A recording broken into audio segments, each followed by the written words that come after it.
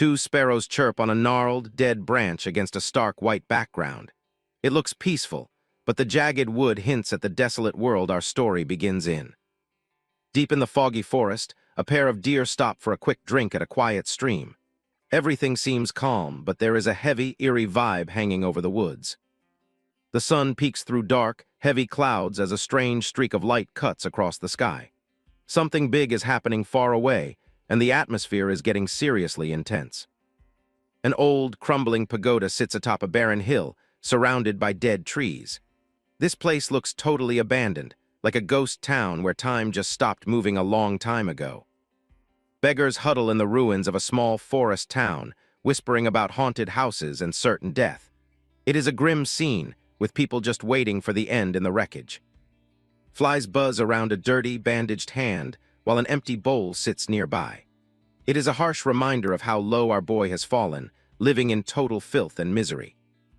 Jiang Wang lies motionless on the cold stone floor, while an old beggar watches over him. The old man tells him to let go of whatever is weighing his heart down. This guy stares blankly at the ceiling, thinking about how impossible revenge feels in his current state. He wonders if swallowing his bitterness is the only way to find any peace. His eyes sharpen with a sudden spark of rage. He might be broken and dying, but deep down, he refuses to accept this pathetic end after everything they did to him. He remembers the good old days when he and his brothers were a tight-knit crew. They swore to be brothers for life, but those memories only taste like poison now. This guy, Fang Pengju, was the one Jiang Wang trusted most. Behind that friendly smile and casual laugh, the dude was hiding a literal blade, just waiting for the right moment. Our boy relives the moment he fell for their trap. He collapsed on the floor while his so-called brothers stood over him, watching him die after drinking that poisoned wine. They didn't just poison him, they made sure he drank every last drop. The betrayal was total, leaving Jiang Wang to rot in the mud while they took everything he earned. Back in reality, the old beggar holds out a cracked bowl, trying to give him a bit of water. It is a small act of kindness in a world that has been cruel. Suddenly, the old man looks up, sensing a weird shift in the air. Something is definitely wrong, and his confused expression says it all as he stares at the gray sky.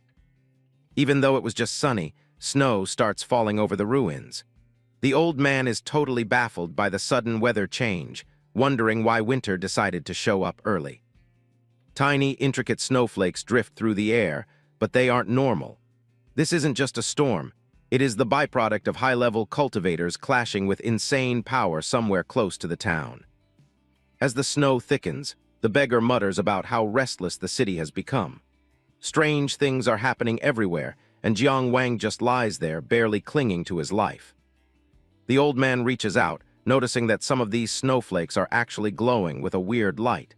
His curiosity is piqued, but he has no idea how dangerous this stuff is. The moment his finger touches the glowing flake, it is game over.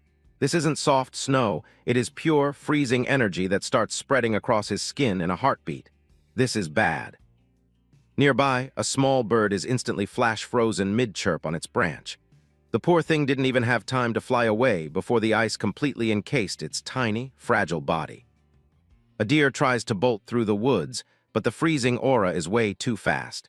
It's turned into a literal ice statue mid-stride, looking like a creepy decoration in the forest. The old beggar is next. The ice crawls up his body with a crackling sound, trapping him in a frozen tomb. He can only stare in horror as the energy takes over. The old man is stuck. Frozen solid, his eyes are wide with terror as that icy energy takes over, turning him into nothing but a hollow, freezing shell. Then with a loud crack, the statue just shatters into a million tiny pieces.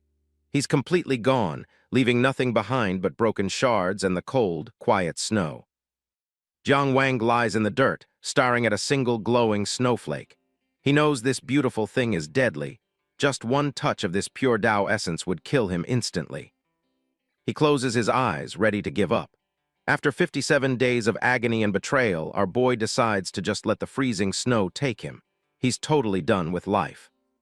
Suddenly, a massive fireball tears through the gray sky, lighting up the ruins. The air is thick with tension as a high-level battle starts unfolding right above the dying town.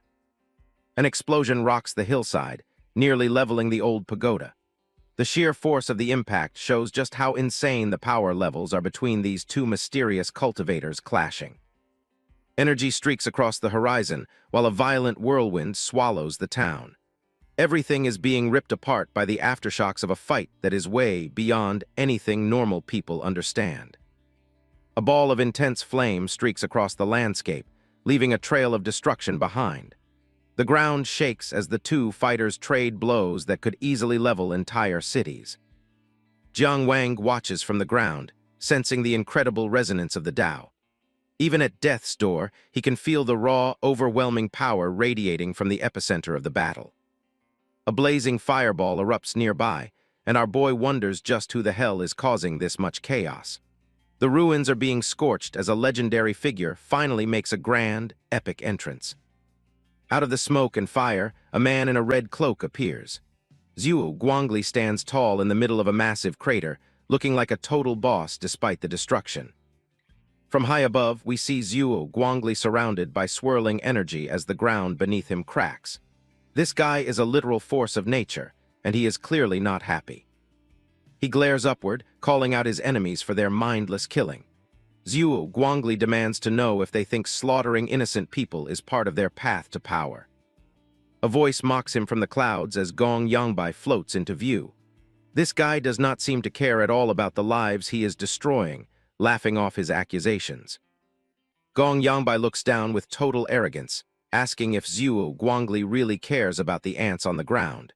To him, normal people are just nothing compared to their grand power. The enemies weave their hands into complex seals, summoning a massive rain of ice swords. Thousands of sharp blades start falling from the sky, aimed directly at Zhuo Guangli's head. Zhuo Guangli doesn't even flinch, conjuring a sphere of pure fire to stonewall the icy assault. The collision between heat and cold sends steam and embers flying in every direction. He hurls the fireball into the sky, conjuring a massive, blazing sun of energy that dwarfs the entire battlefield. Zhuo Guangli is taking this fight to a whole new level of intensity. The attackers are completely shocked as their combined ice technique is vaporized in an instant. They realize that Zhuo Guangli's power is even crazier than the rumors said it was. Gong Yangbai takes a deep breath and exhales a blast of lethal frost. The temperature drops instantly as he tries to snuff out Zhuo Guangli's flames with a massive surge of cold. The frost and fire collide in a massive explosion of steam. It is a total stalemate as the two opposing elements battle for dominance, lighting up the sky with an eerie glow. Zhuo Guangli charges straight through the freezing fog, roaring Gong Yangbai's name with pure rage. With a burst of blazing fire power, he cleaves the ice orb conjured by his opponent in half. He is determined to end this fight right here, refusing to let a bit of frost slow him down. Close up on our legendary hero, his expression is fierce and hyper-focused. You can clearly see his vigilance as he senses a looming threat creeping in from the sky. A barrage of flying swords rains down from the heavens like a meteor shower. The scale of this attack is insane, and the ground is about to be absolutely pulverized once again. Even though he spotted them in time, they were just too fast. Zhuo Guangli is bombarded by the relentless swarm of flying swords, sending him crashing violently into the ground. A massive explosion of dust and debris swallows everything in its path, while the rain of blades continues to pour down without mercy. The dust settles, revealing Zhuo Guangli standing tall amidst a sea of swords. It is clear that he took a brutal hit, but our boy is still breathing and holding his ground, defiant against all odds. Mo Jingyu watches from the back of his mechanical bird, looking pretty impressed. Zhuo actually survived the 9-yin formation, but this guy is already feeling way too confident. Mo Jingyu looks down with total confidence, nodding that the Qin nation was smart to hire his family. This guy clearly thinks the battle is already won for his side. Zhuo Guangli isn't having any of it, charging straight through the chaos while yelling Mo Jingyu's name. Our boy is absolutely determined to take this mechanical creep down once and for all.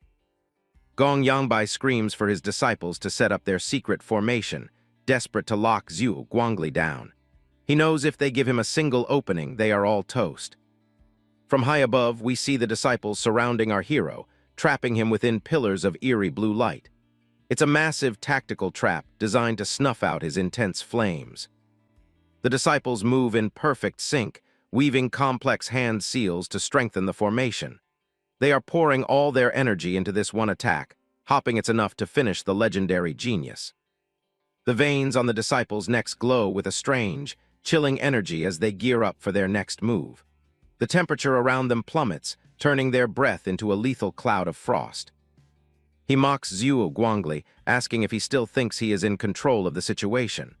With a wild look in his eyes, he officially activates the formation's full, terrifying power. Massive coils of green energy snakes whip through the air, slamming into the earth with terrifying speed. The ruins are completely swarmed by these mystical constructs, leaving Zhuo Guangli with absolutely no room to escape. These massive energy segments rapidly fuse together, forming a colossal green serpent that lunges forward with its jaws wide open, ready to devour everything in its path. This technique is as grotesque as it is powerful, and it is closing in fast. Zhuo Guangli stands his ground, fire sword in hand, as the snakes coil all around him. He's completely surrounded by cold energy, but he hasn't lost his fighting spirit just yet. The snakes are a total nightmare. If you cut one head off, two more grow back immediately. Zhuo Guangli realizes that even a single bite will flood his body with lethal, freezing energy. Gong Yangbai exhales a concentrated blast of frost, continuously buffing the icy serpents and aiming to freeze Zhuo Guangli's very soul. The sheer amount of cold energy radiating from this guy makes it clear that his cultivation base and the techniques he's unleashing are anything but ordinary. The blue snakes tighten their grip as Gong Yangbai unleashes his blood freeze art. Zhuo Guangli is being swallowed by a massive pillar of ice, his fire finally starting to flicker out. With another icy breath, the temperature drops even further, turning the battlefield into a frozen wasteland.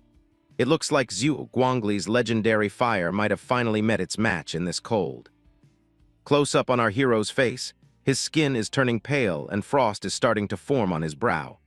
The freezing energy is invading his body, trying to stop his heart cold. Mo Jingyu watches from his mechanical bird, declaring Zhuo Guangli powerless against their secret arts. He's already calling the fight, convinced that their legendary opponent is finally finished for good. Zhuo Guangli is completely encased in a massive, jagged mountain of ice. Even the energy snakes are frozen in place, turning the entire scene into a silent, terrifying monument of death. The light pillars fade as the ice sculpture stands motionless in the ruins. It's a chilling sight, and it looks like the legendary Zhuo Guangli has been defeated by his enemies. Suddenly, a weird glow starts emanating from the center of the frozen mass. The ice begins to crack under a massive surge of internal pressure, and things are about to get wild. Gong Yangbai's smug expression vanishes instantly, replaced by a look of pure shock and sweat. He cannot believe what he is seeing. Zhuo Guangli should not be able to move at all. Boom! Zhuo Guangli erupts out of the ice in a massive explosion of fire. He is pushing his soul to the limit, turning his own boiling blood into a weapon of absolute destruction. Mo Jingyu panics, commanding his mechanical bird to launch a barrage of razor-sharp feathers. He is throwing everything he has at Zhuo Guangli, but his confidence is totally gone now. Zhuo Guangli doesn't even bother dodging, showing zero flinch as he goes for a head-on, brute-force clash.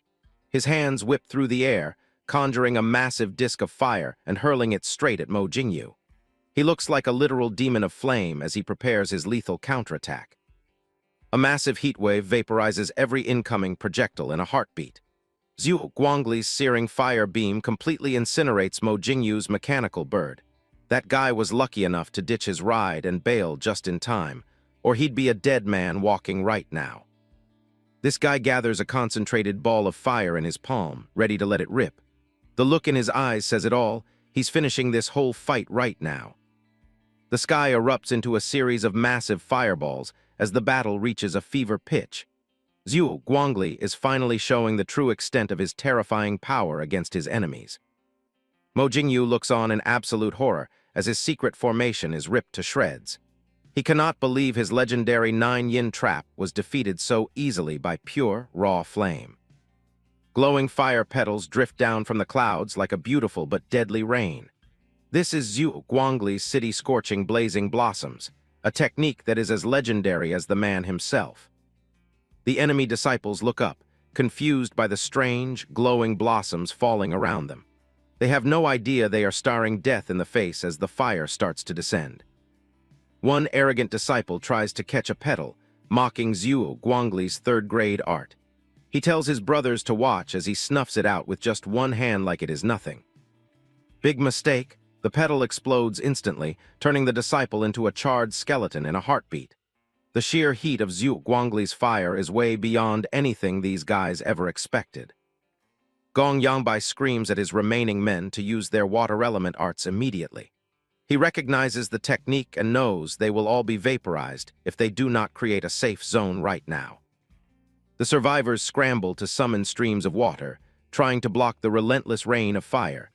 It's a desperate struggle to stay alive against an attack that is literally melting the sky.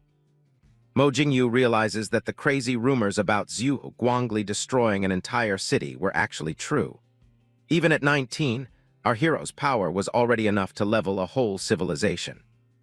He flings open the massive crate on his back, unleashing a swarm of mechanical birds into the smoke and fire in a desperate attempt to counter Zhuo Guangli's blazing blossoms.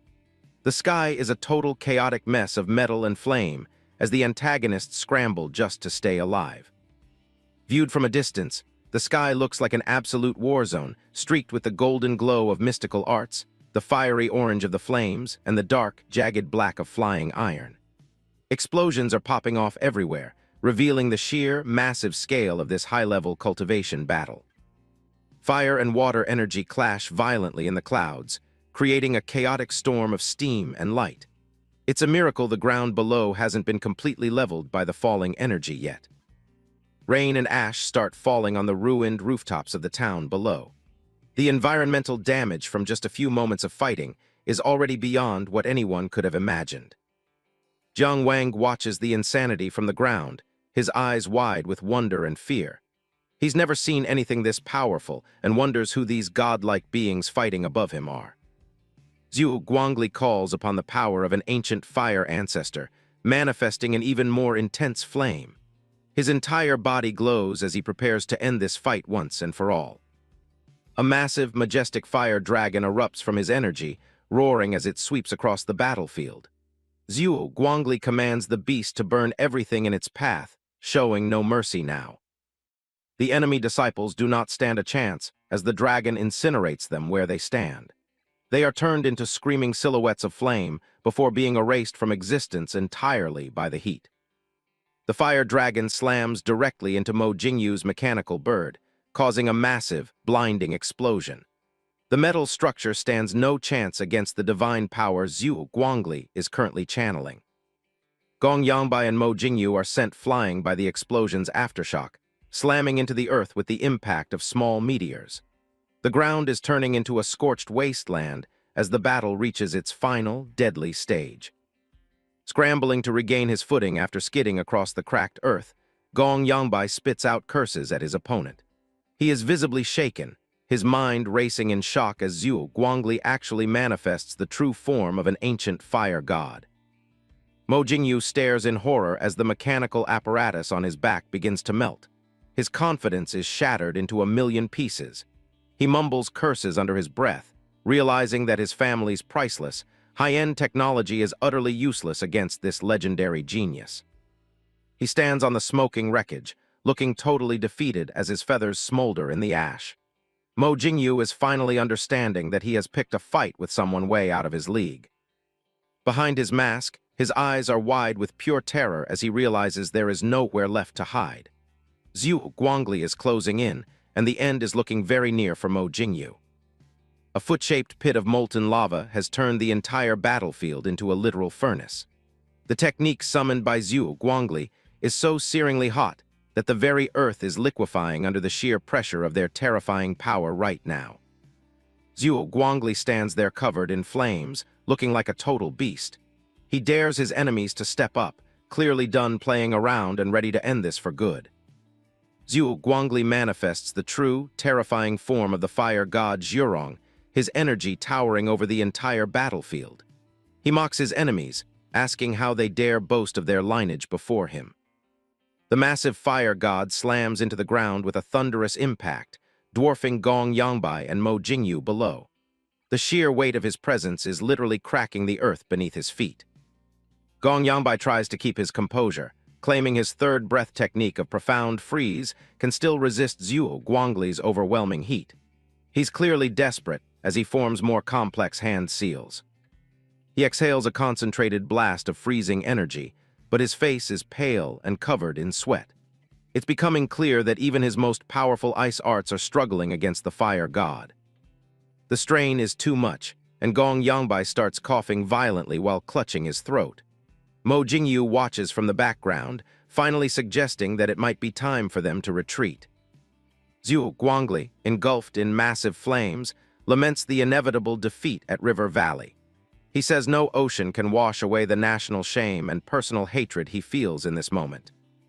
Tears of fire roll down Zhuo Guangli's glowing eyes as his soul burns with intense passion.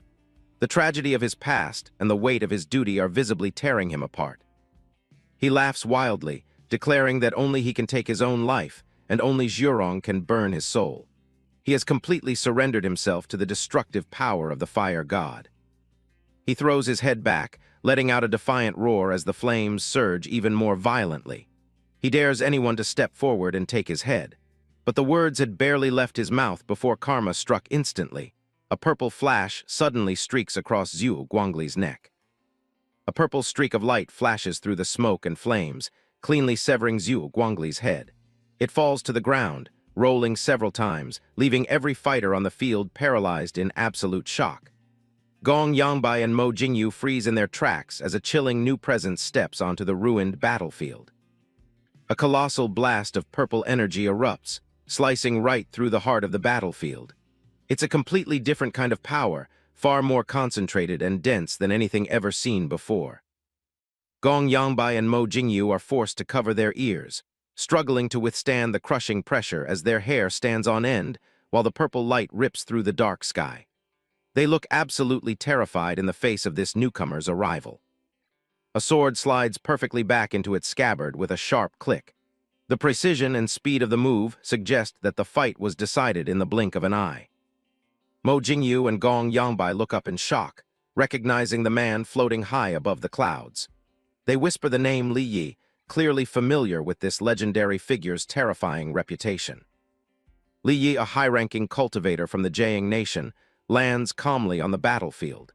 He sighs and simply notes that the area has become far too noisy for his liking. Realizing the newcomer is on their side, Gong Yangbai prepares to interrogate Lai Wai, demanding to know why he failed to follow the higher-ups' arrangements. But before the words could even fully leave his mouth, Li Wai spins around with a cold, murderous gaze. With a single, effortless movement, he makes both Mo Jingyu and Gong Yangbai's hearts skip a beat. They can feel the terrifying, soul-crushing gap in power between them. In a desperate bid to save his own skin, Gong Yangbai doesn't waste a single heartbeat as he rushes over to snatch up Zhuo Guangli's severed head. Without exchanging a single word, Gong Yangbai and Mo Jingyu both read the room and bolt from the battlefield instantly. The arrival of Lai Engia has completely rewritten the fate of every soul left in Ha Kok. In a desolate forest, Li Yi, a high-level god-tier cultivator in pristine white robes, calmly strides towards Zhuo Guangli's headless fire giant. Li Yi, a mysterious traveler with a red dot on his forehead, calmly holds a strange, dark artifact while observing the chaotic battlefield around him. The dark artifact speaks with a supernatural voice, declaring that the debt is finally settled as green light pulses from its monstrous, fanged mouth today. As soon as the words left his lips, the command medallion instantly exploded and vanished into thin air right in Li Yi's hand, marking the end of a mysterious pact. Li Yi stands there observing the headless embers of the legendary warrior in his fire giant form, as the raging flames continue to flare up, slowly incinerating every last remains of Zhuo Guangli. Li Yi watches the destruction through his fingers, his pink eyes reflecting the brilliant light of the collapsing fire giant in the dark distance today. He frames the dying giant within his hand, a cold observer of the legendary warrior's final moments amidst the dark and very star-filled sky tonight. He leans to one side, savoring every second of this moment. Then, as a final mock sign-off, a sarcastic boom escapes his lips. A massive explosion of fire and light rocks the sky, as the high-level battle reaches its violent and absolute conclusion over the silent ruins here. A cold, satisfied smirk plays on Liya's lips as he surveys the aftermath, clearly unimpressed by the legendary cultivators he just slaughtered so easily. A single beam of sunlight pierces through the thick, dark clouds, illuminating the desolate ruins where a broken young man lies forgotten in the cold. Jiang Wang, an emaciated young man in tattered red robes, gasps for air as he struggles to stay conscious amidst the ruins of the abandoned temple. Our boy clenches his teeth, desperately thinking that he's not ready to die, yet despite the poison and betrayal that destroyed his entire life recently. With his last bit of strength, Jiang Wang begins to crawl through the ruined gate of the town, determined to find a way to survive now. This guy leans against a crumbling pillar, looking absolutely wrecked. 57 days of agony have turned our boy into a shadow of his former self. His footsteps are heavy and uneven as he drags his broken body forward today, driven by a burning desire for revenge against his fourth brother. Jiang Wang collapses onto the cold ground, his face pressed against the dirt as he continues to push toward the center of the battlefield this morning. He hopes to find some scrap of treasure left behind by the powerful cultivators, something that could act as his final lifeline in this wasteland. Around him lie only the gruesome remains of the fallen, shattered metal and bone fragments, but he stubbornly refuses to give up his desperate search. The poor dude looks totally devastated. Everything has turned to ash, and it seems like his last chance for survival has just disappeared into the dark void. Suddenly, he spots something strange buried in the dirt. His trembling hands immediately reach for a cracked golden pill bottle. Jiang Wang's jaw drops as his eyes widen. He can't believe his luck. A pill bottle from a high-level cultivator is right there in front of him. He pulls out a coarse, crimson pill. This is the very meridian-opening pill he once shed blood and sweat to obtain, only to have it snatched away by the cold-blooded greed and betrayal of his own sworn brothers. He swallows the pill without hesitation, bracing for the impact. It's a massive gamble, but it's the only way to fix his broken meridians and claw his way back. A blinding golden energy surges through his body, flushing out the toxic poison. The real work is just starting, and the pain is about to get a whole lot worse. Gold light floods his spine as the pill's power tears through the blockages. The agonizing pain is a small price for the chance to reclaim everything he lost.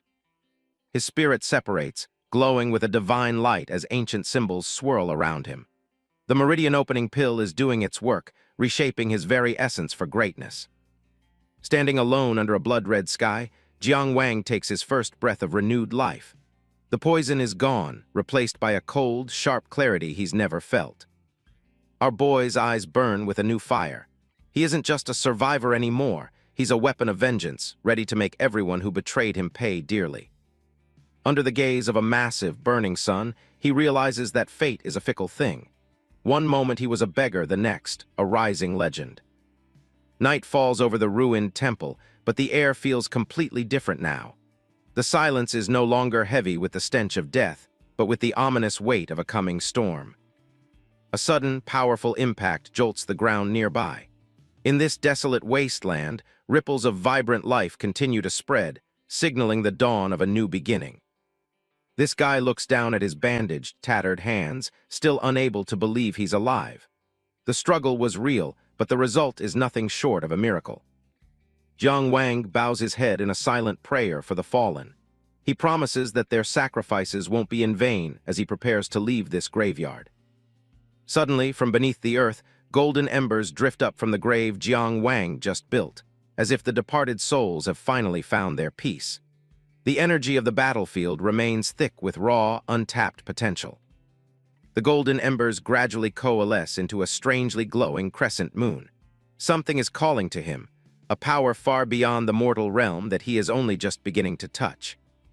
The young man reaches out to snatch it, but the light continues to radiate, seeping through the gaps of his fingers. Inside Jiang Wang's palm, it feels as if he is clutching the very secrets of the universe itself. His vision sharpens, eyes glowing a deep, intense red. Every detail of the world becomes clear as his newly awakened meridians flood his senses with raw, untapped power. Suddenly, the world vanishes, and he finds himself floating in a vast, starry void. Golden rings of light pulse beneath his feet, marking this mysterious, transcendental space. A blue, glowing figure appears before him, standing perfectly still. Jiang Wang tenses up, wondering if this is another enemy or a guide to his new destiny. The holographic guide stands in the center of a massive formation.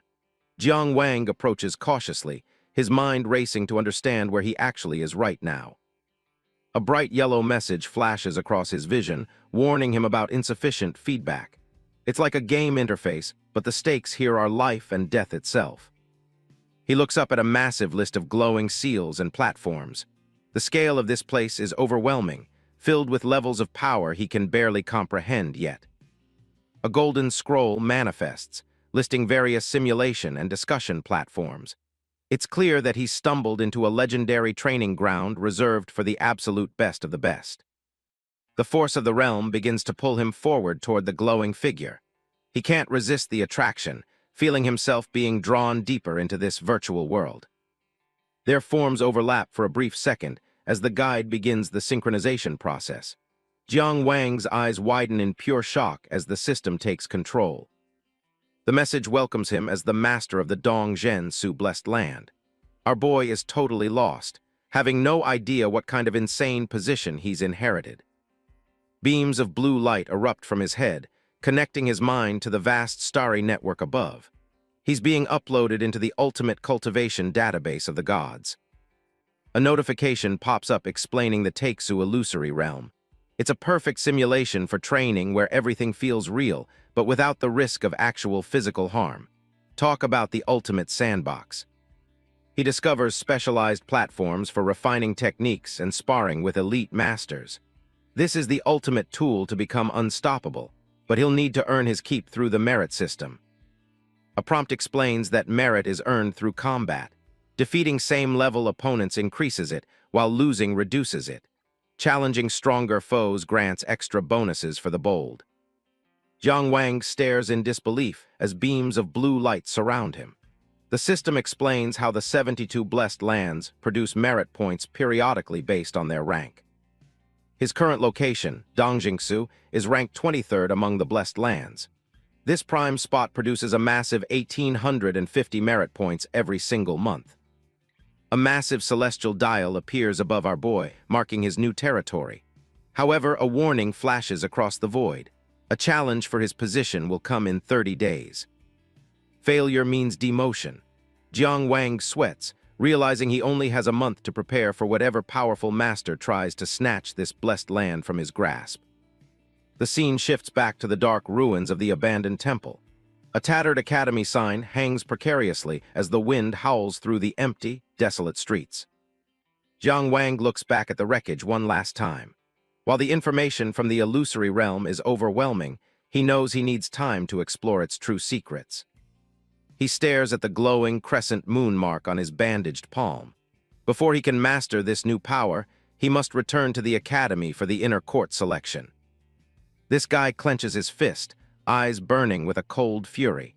He silently vows to avenge the humiliation he suffered before he can truly move forward with his life. The sun shines over the prosperous maple forest city in the Zhuang Kingdom. This bustling place is a stark contrast to the ruins Jiang Wang just left behind. A sign for the Finglin Taoist Academy hangs above the entrance. This is the place where our boy's journey as a disciple first began and where his betrayal started. Jiang Wang finally returns, carrying a massive wooden crate on his back. His appearance causes an immediate stir as shocked disciples shout that he's actually back from the dead. He steps onto the academy grounds with heavy, purposeful strides. The weight of the crate seems like nothing compared to the burning desire for justice in his heart right now. Crowds of disciples part as the young man walks through the courtyard. Everyone is whispering, unable to believe the beggar who disappeared 57 days ago has finally returned. With a powerful kick, Jiang Wang sends the heavy crate flying off his back. It slams into the stone floor, signaling his arrival and his refusal to be ignored anymore. A massive, bearded guy shouts for everyone to move aside. He charges through the crowd with a wide grin, clearly thrilled to see his supposedly dead brother standing there. Du Yubu, the sworn second brother, pulls Jiang Wang into a bone-crushing hug.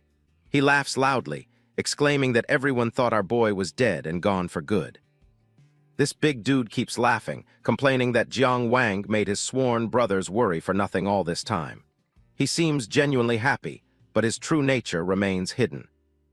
Ling He, the sworn eldest brother, steps forward with a gentle, relieved smile. He's a calm, steady leader who is just happy to see his third brother alive and well. A short fellow, intentionally hunching his back to play the part, saunters over to scrutinize him, joking that our young man must have struck it rich and forgotten all about his brothers. Meanwhile, the second brother, Du Yaobu, gives Jiang Wang a playful pat on the shoulder, trying to lighten the atmosphere. That hunchbacked fellow is Zhao Rucheng. He leans in close, pointing mockingly at Jiang Wang's filthy, tattered clothes. This is the sworn fifth brother, a guy who's always playful and upbeat, even in the most dire situations. This guy laughs, asking if Jiang Wang only remembered his brothers after failing to make a living in the outside world. He seems to find the whole situation quite hilarious. Zhao Rucheng fans himself, calling Jiang Wang his dear third brother with a smirk. He looks quite fancy compared to the emaciated and dirty protagonist standing before him.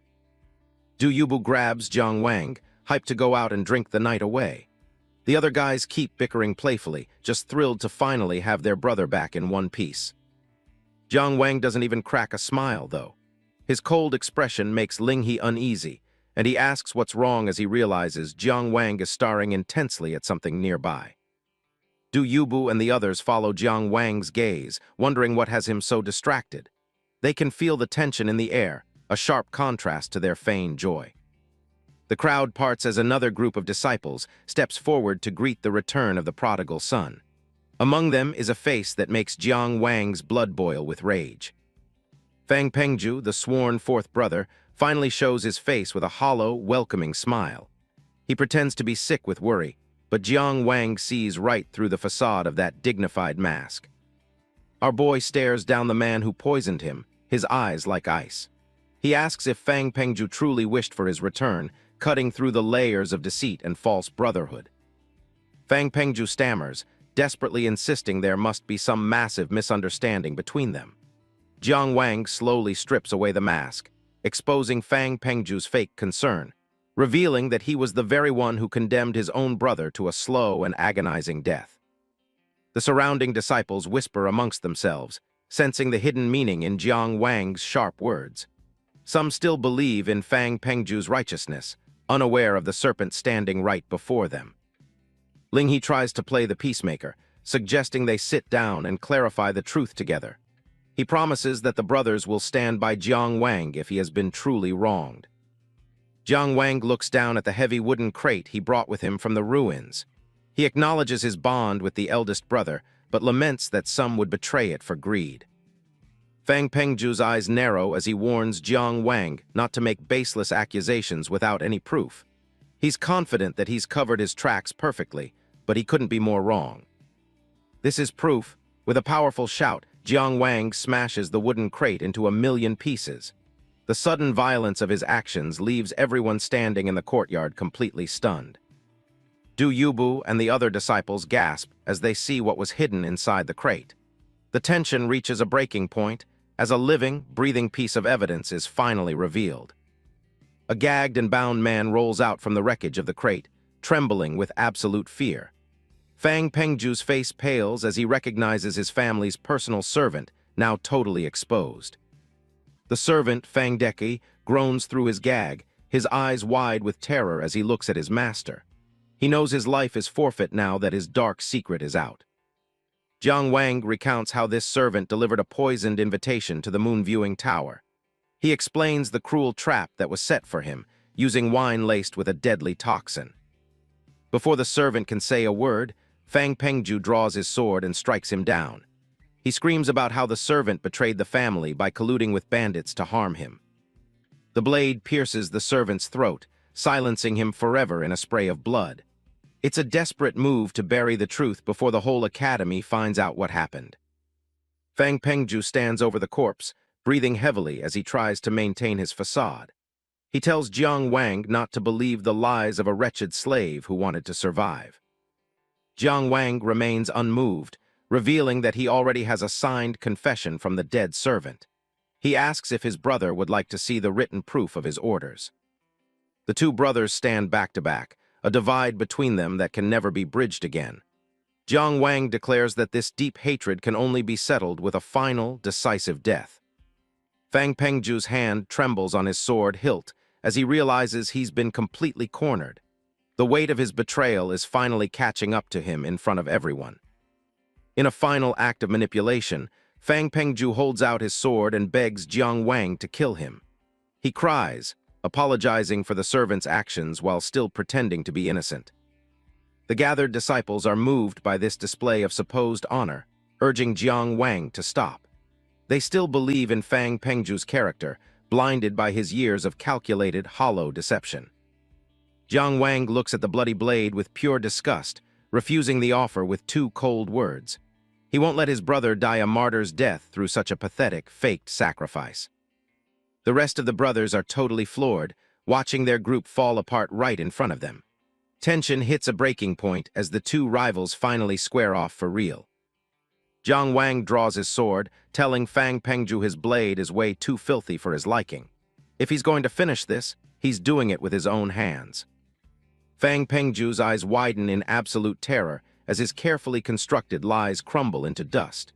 Realizing his life is on the line, the once arrogant fourth brother is reduced to a pathetic, trembling mess. In a flash of crimson light, Jiang Wang unleashes a devastating strike that leaves his sworn brothers utterly speechless. This sword stroke marks the end of his path as a mediocre academy disciple. Close-up of the eyes of those involved. A blade flashes through the air as the tension hits its peak. Everyone is watching, breath held, as the final moment approaches. Fang Pengju, struck by a sudden wave of panic, collapses to the ground and tries to crawl away as Jiang Wang sends his sword flying. A single killing blow would be far too easy for a lowlife like him.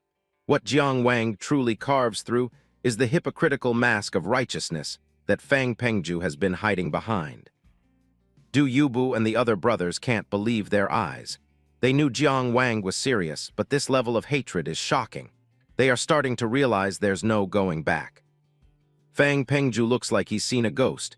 He tries to play the Brotherhood card, asking if Jiang Wang really doesn't care about their past. Talk about a pathetic last-ditch effort. Jiang Wang tells him to shut his mouth. Using the word brother after what he did is just insulting. He stands there like a reaper, ready to settle the score for good. Our boy looks at the traitor with cold resolve. He knows if he died that day, the story would have ended. But he's alive, and every single debt must be repaid. Fang Pengju is still trying to deflect, acting like he's the one being reasonable.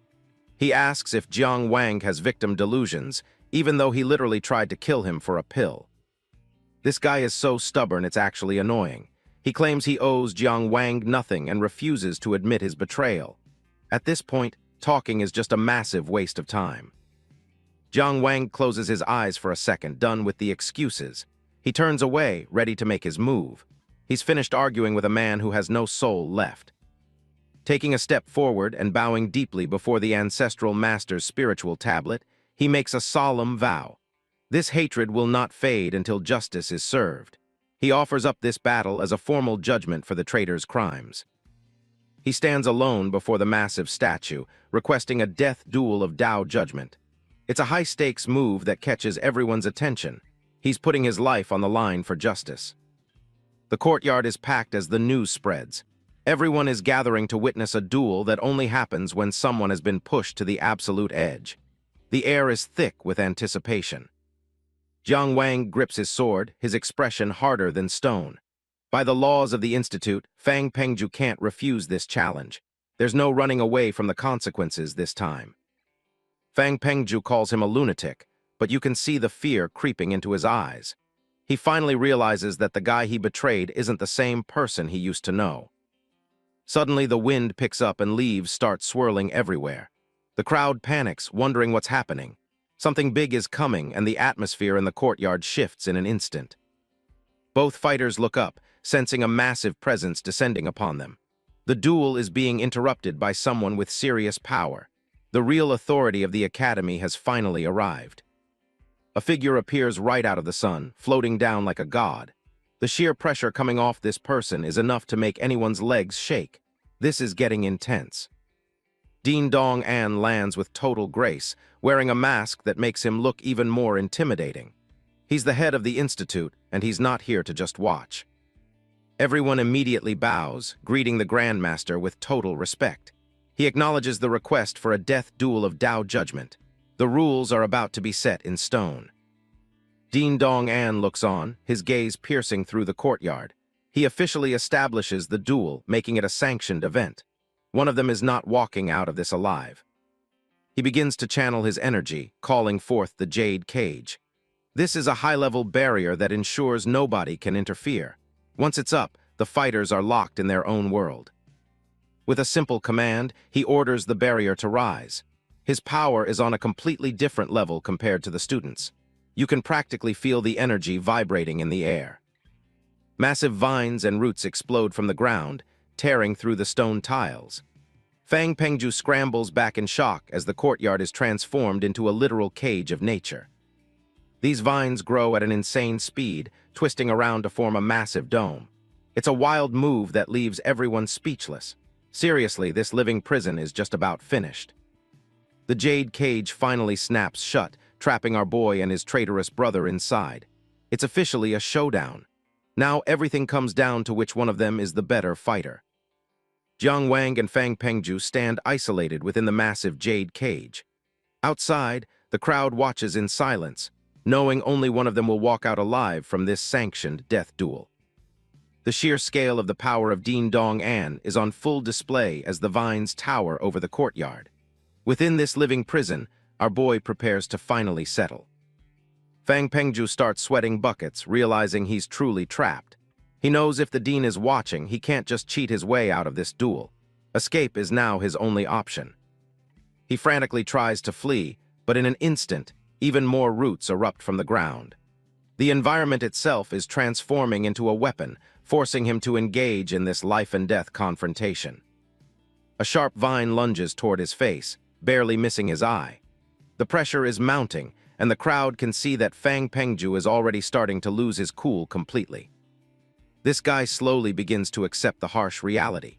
He thought he could outsmart everyone, but Dean Dong An's barrier is far more brutal than he ever imagined. Dean Dong An doesn't waste any time, commanding them to draw their weapons. He's the law here, and he wants to see this grudge settled properly according to the ancient rules.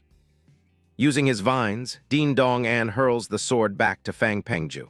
The time for empty talk is over. It is finally time for these two former brothers to let the cold steel do the speaking. Fang Pengju grips his sword tight, his knuckles turning white. He's trying to hide his fear behind a mask of aggression, but anyone can see he's rattled by the high stakes. The Grandmaster gives the signal to begin. His voice rings out across the courtyard, officially starting the bloodiest lesson these students will ever witness.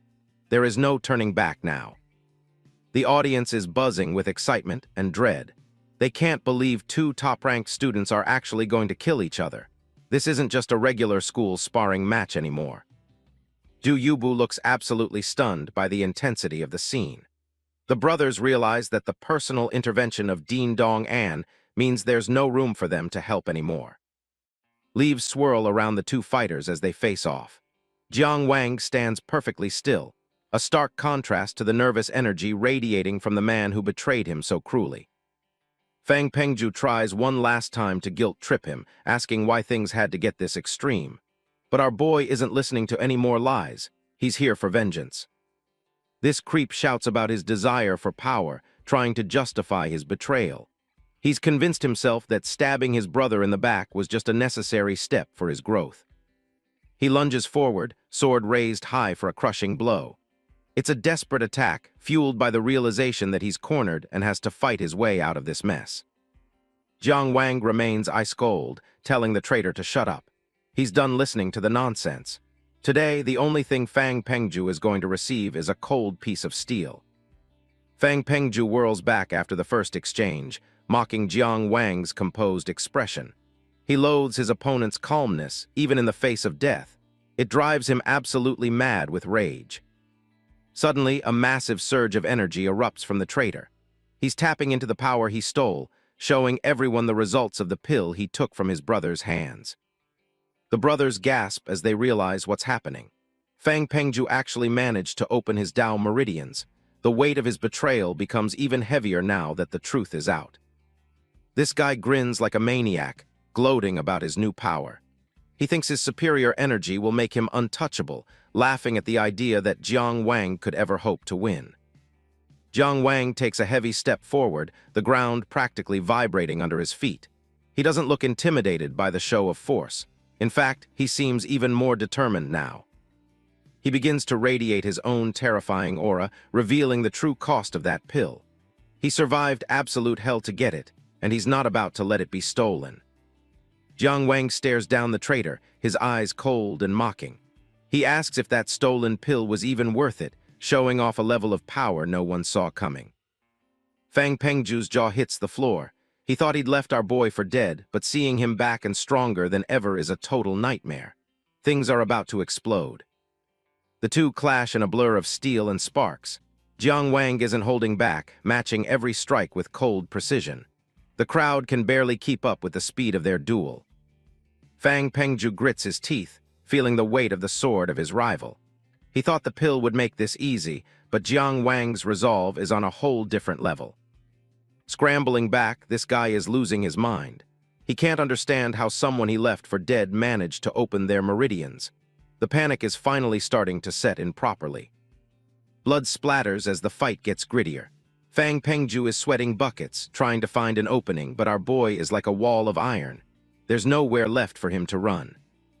The traitor tries to convince himself he still has the upper hand. He thinks if he just drags this out, the injuries of Jiang Wang will eventually catch up to him. They trade blow after blow in a dizzying sequence of strikes. Every clash sends shockwaves through the courtyard. It's clear that neither of them is planning on leaving this cage alive. Din Dong An watches the slaughter from his vantage point, looking completely unbothered. He knows the rules of the academy must be upheld, no matter how bloody the outcome might be. Du Yubu cheers on his third brother, while the other disciples watch in silence. They can tell that the Tao meridians of Jiang Wang are something completely out of the ordinary. The duel reaches a fever pitch as they dance across the massive roots. Every movement is a gamble with death, and the air is thick with the scent of blood and sweat. As Jiang Wang leaps into the air to deliver a crushing blow, Fang Pengju thinks he's finally spotted a fatal flaw in his opponent's technique. Seeing Jiang Wang's movement so exposed and his flank wide open, he prepares to launch a counterattack. The steel flashes just inches from the traitor's face. He thrusts his blade straight, aiming for Jiang Wang's exposed flank. A sudden, violent strike draws blood, painting the scene in a visceral red. What the other disciples witness is Fang Pengju's blade plunging straight into the protagonist's abdomen. Fang Pengju mocks him with a smug, triumphant grin. But it's all just a calculated bait, a classic move of sacrificing a pawn to capture the king, as Jiang Wang swings his blade directly toward Fang Pengju's arm. A sickening crunch echoes through the jade cage as a blade finds its mark. The sound of tearing flesh is unmistakable, and the tide of the battle shifts for good. The scream of Fang Pengju rings out as his defense is shattered. He looks at his mangled hand in total disbelief, realizing that his dreams of power are turning into a nightmare. Jiang Wang doesn't give him a second to breathe, lunging forward with eyes glowing a terrifying red. He looks like a demon possessed by the spirit of vengeance and absolute hatred. He delivers a brutal elbow strike directly to the traitor's chest, shattering his bones to finally shut that filthy mouth. Even though it was a simple physical strike, the force behind it was so immense that it sent Fang Pengju flying right off the dueling platform. The moment Fang Pengju is sent flying out of the arena, the vines from Din Dong An's everlasting entwinement technique instantly tighten. This battlefield only permits one to leave once the other is dead. These vines hurl him back into the center. The traitor lies broken among the roots, gasping for his final breaths. He looks up to see the figure of Jiang Wang approaching him like a judge ready to deliver the ultimate sentence. Jiang Wang grips the hilt and slowly withdraws the blade from his body. his face darkened by the shadow of the agony and psychological trauma of the past 2 months. He has waited for this exact moment through 57 days of unendurable suffering. Standing over his fallen enemy, his cold and painless expression is like a blade piercing through the heart of the one who stole his future. The execution is about to begin, and no one can stop it. Fang Pengju's eyes widen as he finally realizes the truth. Jiang Wang purposely showed a weakness just to lure him in. He's been outplayed on every single level by his rival. Jiang Wang lunges forward, ready to end this. He shouts that it's finally time for payback, his blade aimed right at the traitor who ruined everything. This is it. Fang Pengju completely breaks down, crying and begging for mercy he doesn't deserve. But Jiang Wang's expression is cold. He isn't about to let this guy off the hook now. Fang Pengju staggers back toward the edge of the arena. He looks like a cornered beast, realizing that his betrayal has finally come at the most brutal price. He turns around only to find there is no way back. Beneath him lies the edge of the abyss, waiting for his very soul. Desperate and broken, Fang Pengju wails for help. He tries to use his status as a descendant of the powerful Fang family to beg Din Dong An for a shred of mercy. Din Dong An remains stone-faced, his eyes cold and detached. He reminds the traitor that in a fight to the death, only the victor has the right to decide the loser's fate. Jiang Wang looms over his former brother, his sword glinting under the pale light. The air is thick with the scent of blood and the heavy weight of an impending final judgment. The traitor continues his pathetic display, begging for a chance to explain himself. He's shaking with fear, hoping that his third brother still has a small spark of compassion left inside. Our protagonist isn't moved by the tears. He looks down with a face as hard as stone, granting the man one last chance to speak before the end finally arrives for him. Fang Pengju screams about the pressure of his family and his father's hopes. He justifies his theft by claiming he had no choice if he wanted to reach the peak of cultivation. He cries about his sleepless nights and fakes a deep regret for his actions. He has the audacity to call Jiang Wang his brother, pleading for forgiveness just one single time. Jiang Wang doesn't say another word. He raises his blade high into the air, the cold steel reflecting the swirling leaves as he prepares to deliver the final strike of vengeance. The sword descends with a sickening thud, piercing through the chest of the traitor. Blood sprays across the stone as the life of Fang Pengju begins to fade away into nothingness. A close-up of the killing blow shows the grim reality of the duel. The man who stole his brother's future is now gasping his final breaths on the cold, hard ground. Jiang Wang stands over the body, his expression unreadable. He speaks of the 57 days of pure agony he endured, proving that some wounds can never be healed by simple words. With a final, chilling sentence, he tells his enemy to rest in peace. The debt has been paid in full, and the ghost of his past has finally been laid to rest. Suddenly, something changes within him. His eyes widen as a strange energy surges through his body.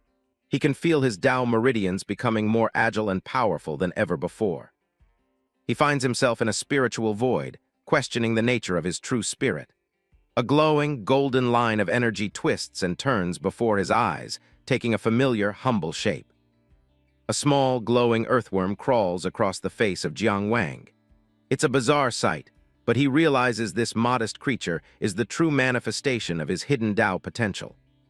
He holds the tiny Tao spirit in his palm, realizing that it was this humble entity that stimulated his power during the heat of the battle. His journey is only beginning. Snapping back to reality, our hero looks stunned by the revelation. He has not only survived, but evolved into something much greater than anyone at the academy could have possibly predicted. Din Dong An steps forward, ending the spectacle. He commands Jiang Wang to follow him to the Jingxi while ordering the other stunned disciples to leave the scene of the execution. The brothers watch in silence as Jiang Wang walks away. Du Yubu, Ling He, and Zhao Rucheng are left to process the fact that their world has changed forever today. The scene shifts to a peaceful garden, far from the violence of the courtyard. But the conversation between the dean and his student is anything but calm and lighthearted. Inside the quiet hall, Din Dong An questions the lack of public evidence. Jiang Wang admits that he knew the traitor would reveal the truth himself before facing his death. The dean scolds Jiang Wang for being reckless. He argues that the Dao court should have handled the traitor instead of letting a student take the law into his own hands. Our boy explains he was just desperate. With the selection only 2 days away, he couldn't let that traitor become the dean's disciple and become totally untouchable by the law. Dean Dong An asks about the pill Fang Pengju used and where Jiang Wang got his own. Our hero begins his explanation, starting with the events at Huenjin Temple. Jiang Wang describes finding a meridian-opening pill within the corpse of the fallen senior, Zhu Guangli. The memory of that dark discovery hangs heavy in the air. He explains that the graves at the temple can serve as proof. Internally, he decides to keep the secret of the Taixu illusory realm hidden from even the dean. The dean is absolutely livid that a war was brazenly fought on Zhuang Nation territory. He slams his fist down, outraged by the shame such an act brings to their country. Jiang Wang swallows hard, the physical and emotional exhaustion of the day finally starting to catch up with him. He's said enough, and now he waits for the dean's final word. Dean Dong An softens his gaze slightly and tells the boy he can now officially call himself a disciple of the institution. With that, he dismisses him from the hall. Bowing deeply, Jiang Wang expresses his gratitude to his teacher. The weight of his past seems a little lighter now that he has finally achieved his goal of becoming a true disciple. As he steps out into the sunlight, a voice calls out to him. It's Zhao Rucheng running toward him with a look of concern and excitement on his face. Surprised to see his junior brother, Jiang Wang immediately asks where the other 2 senior brothers have gone. His face looks exhausted and worn out after the long days of hardship and the brutal duel. Zhao Rucheng explains that Ling He has gone to return the body of the traitor to the Fang family, while Du Yubu has completely vanished from the scene. Jiang Wang looks down sadly, knowing that his second brother is likely drinking away his sorrows. He understands the complicated feelings that come with the death of a former friend. Zhao Rucheng tries to lighten the mood, insisting that traitors deserve their fate. He invites Jiang Wang to the 3 Fragrances pavilion to relax and have some flower wine. Our protagonist politely declines the offer, stating that he is simply too exhausted to celebrate.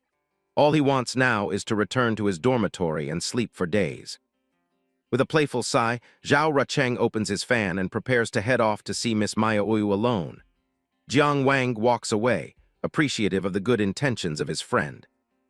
Standing before the massive doors of the chamber, Jiang Wang crushes a solitary autumn leaf beneath his feet. He has endured nearly 2 months of agony, and now the time has come to settle the score once and for all. He gazed ahead with a cold, distant look. In just a few months, his entire world had flipped upside down, turning a once promising disciple into a man seeking bloody retribution. The chamber doors swing wide open. His mind drifts back to a simpler time when he was just a child, innocent and small, standing at the threshold before his entire world came crashing down. The memories of his brothers filled his head. They were all together in the dorms, laughing and joking around like nothing could ever break their bond. It felt like a lifetime ago. Ling He smiled warmly, reminding the others to be gentle during their roughhousing. He was always the steady one, trying to keep their chaotic little group from actually hurting each other.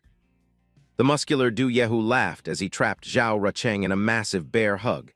The poor guy complained about the stench, but it was all just typical brotherhood nonsense back then. Even Fang Pengju seemed different then, grinning widely while polishing his blade by the fire. It's hard to believe this same dude would eventually stab his own brother in the back. Back in the present, a single tear rolled down Jiang Wang's face. He knew there was no turning back now. The bond was broken, and only one of them would survive today. He remembered the night a glowing immortal descended from the sky.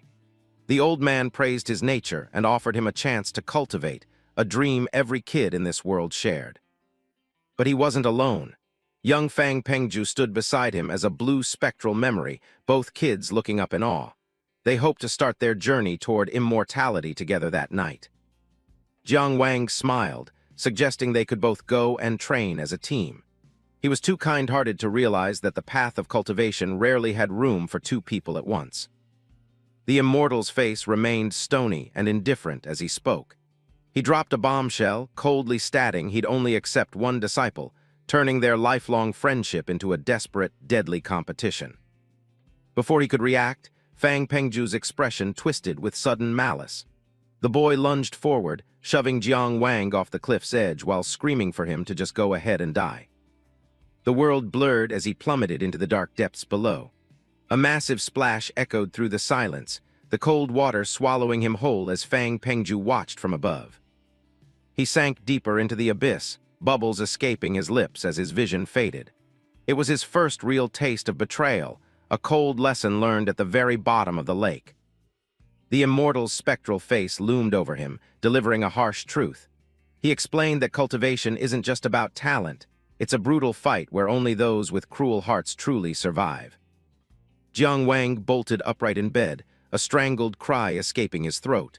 His eyes were wide with terror, the memories of that old nightmare still clinging to him like a shroud.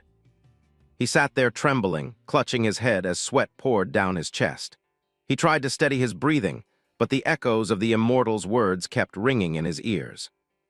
Stepping out onto the balcony, he looked up at the full moon. He slept way longer than intended, and a strange, heavy silence hung over the academy dorms that night. He spotted a junior brother standing alone in the courtyard and called out to him. He asked if anyone had seen Linghe, but the other student didn't move or respond. The figure slowly turned, and Jiang Wang's blood ran cold. The student's face was a blackened, rotting mess, his eyes vacant as he stared back with a terrifying, hollow expression.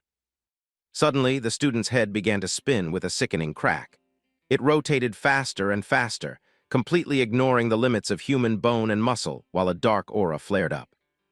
With a final, violent snap, the head tore free from the neck and went flying. Jiang Wang recoiled in shock, his heart hammering against his ribs at the gruesome, impossible sight.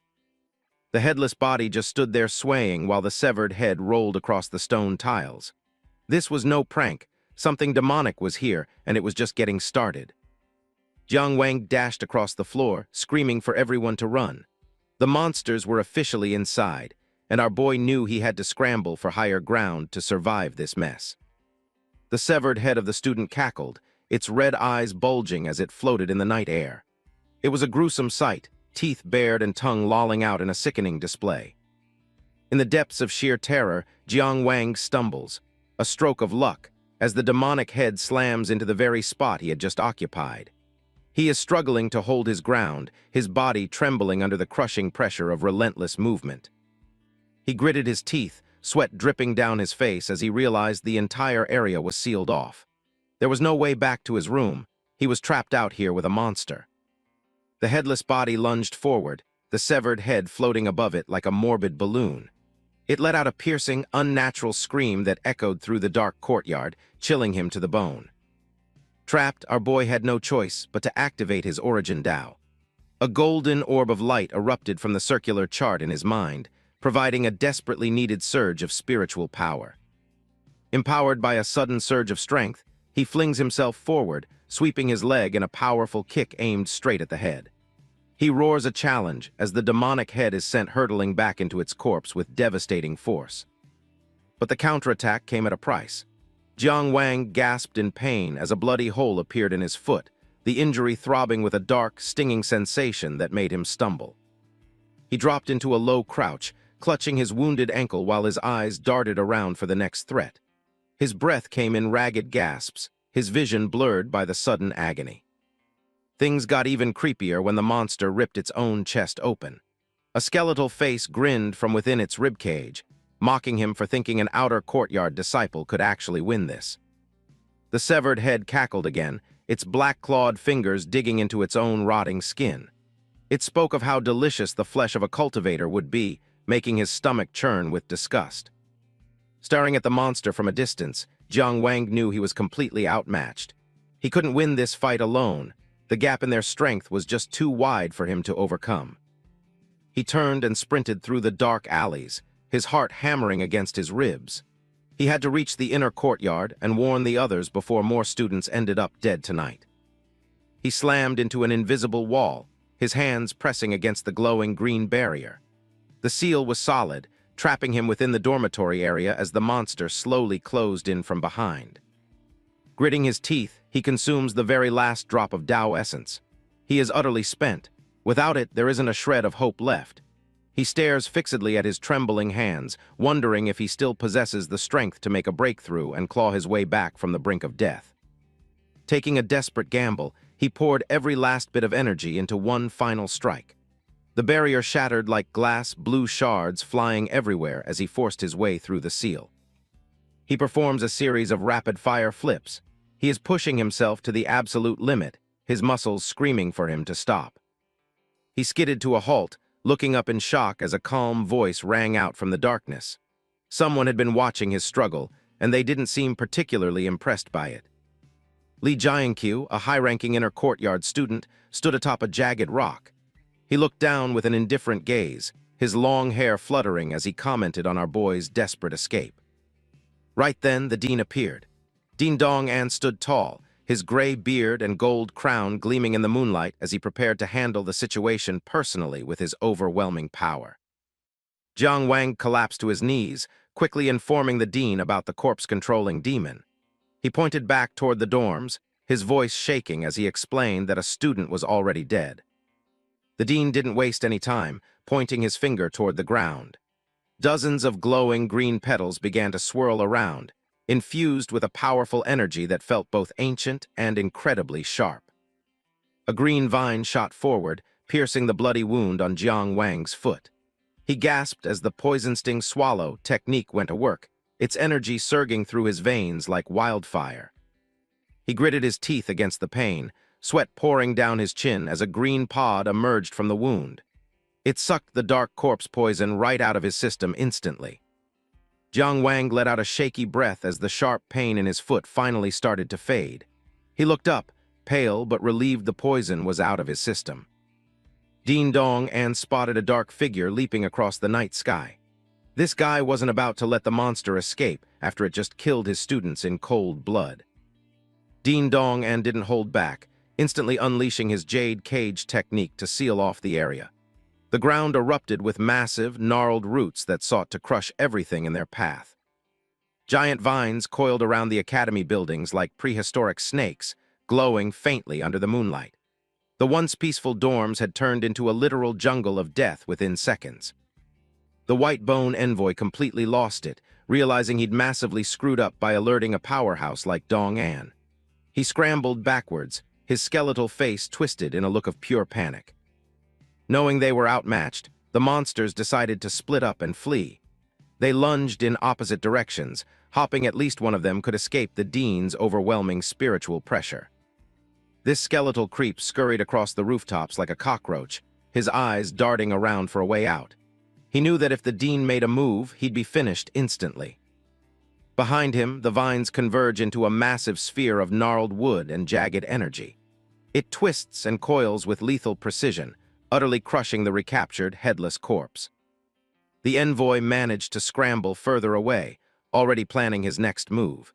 He'd seen enough to report back that Jiang Wang was just a normal priest who happened to open his meridians. He casts one final glance back at the academy, his hand raised high, a silent farewell to the walls that once held his life. In a sudden strike, vines erupt violently from the earth, slamming directly into his face. The horrific impact sends a tremor through the very grounds of the academy, a grim signal that the dean is far from finished with him. It turns out the very gate of the academy is a summoned beast of the dean.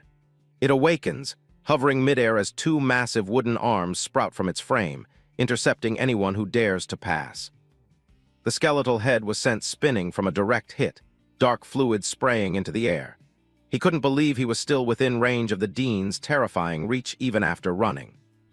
In a desperate final attempt to escape, the messenger tries to leap in another direction. But out of nowhere, a carnivorous flower lunges forward, snapping him up as he freezes in utter shock. That's it. It's over. Dean Dong-an stood atop a massive vine, looking like a total boss as he commanded the area. He mocked the insignificant underling for thinking they could act wildly in his territory. The night sky was dominated by the sight of the dean's giant wooden constructs. It was a clear message to any dark sect: if you come here to cause trouble, you'll regret it. The dean loomed over the trapped creature, demanding to know who sent it. The monster just laughed nervously, begging for mercy while clearly hiding a much darker secret behind its teeth. The skeletal head grinned wickedly, its bulging eyes staring back at the Dean with zero remorse. He claimed he'd only spill his secrets once they both reached the netherworld together. Realizing the man intended to take everyone down with him, the Dean, with a simple flick of his finger, commanded the monstrous flower to snap shut. The creature fell silent instantly, its dark energy extinguished by his superior cultivation and absolute control. Dean Dong-an stood tall, fuming that a prodigy like Jiang Wang was almost killed on his watch. He wasn't about to let this slide. Someone was going to pay for this invasion. He ordered his student, Li Jiankyu, to wrap things up while he headed to the city lord's mansion for answers. He needed to know how these monsters breached the city's defenses. Down below, Jiang Wang watched in awe as the Dean handled the situation. He realized just how massive the gap was between himself and a true fifth-grade powerhouse of the nation. Suddenly, Zhao Rucheng appeared out of nowhere and grabbed his shoulder. The guy looked worried sick, asking why his third brother was back and if he'd seen the others yet. Instead of being serious, Zhao Rucheng immediately started bawling like a baby. He complained that he'd waited at the Three Fragrance Tower all day and never even saw Miss Maioyu once. This guy wouldn't stop crying, practically leaning his entire weight on Jiang Wang while he ranted. Jiang Wang just sighed, asking if he'd seen where their older brothers had gone off to. Walking through the courtyard, the guys overheard some grim rumors. Turns out the monster attack wasn't just a scare. At least one disciple didn't make it out of the chaos alive. They headed for the riverbank as the weight of the situation finally sank in. Jiang Wang figured the others were waiting there, still reeling from the shock of Fang Pengju's betrayal. The three brothers gathered at the Green Willow riverbank, standing beneath a weeping willow as the moon hung high. Ling He sighed, admitting that things had turned out exactly as he'd expected. He turned to face Zhao Rucheng and Jiang Wang, his eyes full of a heavy sadness. Even the boisterous Du Yubu stood silent in the background, the weight of the night pressing down on them. Ling He looked out over the dark water, musing on how the only constant in the world was change. This was where they used to practice their swordplay, never imagining it would become a burial ground. There, amidst the rocks and dirt, stood a simple tombstone. It bore the name of Fang Pengju, the brother who had betrayed them and paid for it with his life earlier that night. Ling He explained that he couldn't let Pengju's body rot in the wilderness because of the help he'd once received. He asked Jiang Wang if he was angry, but our boy just shook his head. They lit a fire to burn spirit money, the orange flames flickering against the cold night air. It was a final farewell to a friendship that had been shattered by greed and blood. Jiang Wang looked at the grave with a cold, clear gaze. He told Ling He that while he wouldn't interfere with his elder brother's feelings, his own ties with Pengju were officially severed forever. Ling He nodded slowly, accepting the truth of the situation. There was no going back to the way things were before the betrayal, and they all had to live with the consequences now. As they walked away from the grave and under the stone bridge, Ling He spoke about the fear that comes with change. The future felt uncertain and dangerous after everything they'd witnessed tonight. Trying to lighten the mood, Zhao Rucheng started pestering Du Yubu.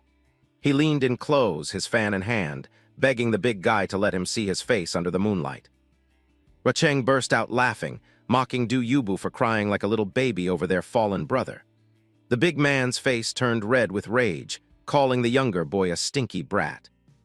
Du Yubu didn't hold back, launching a kick that sent Rucheng scrambling across the muddy bank.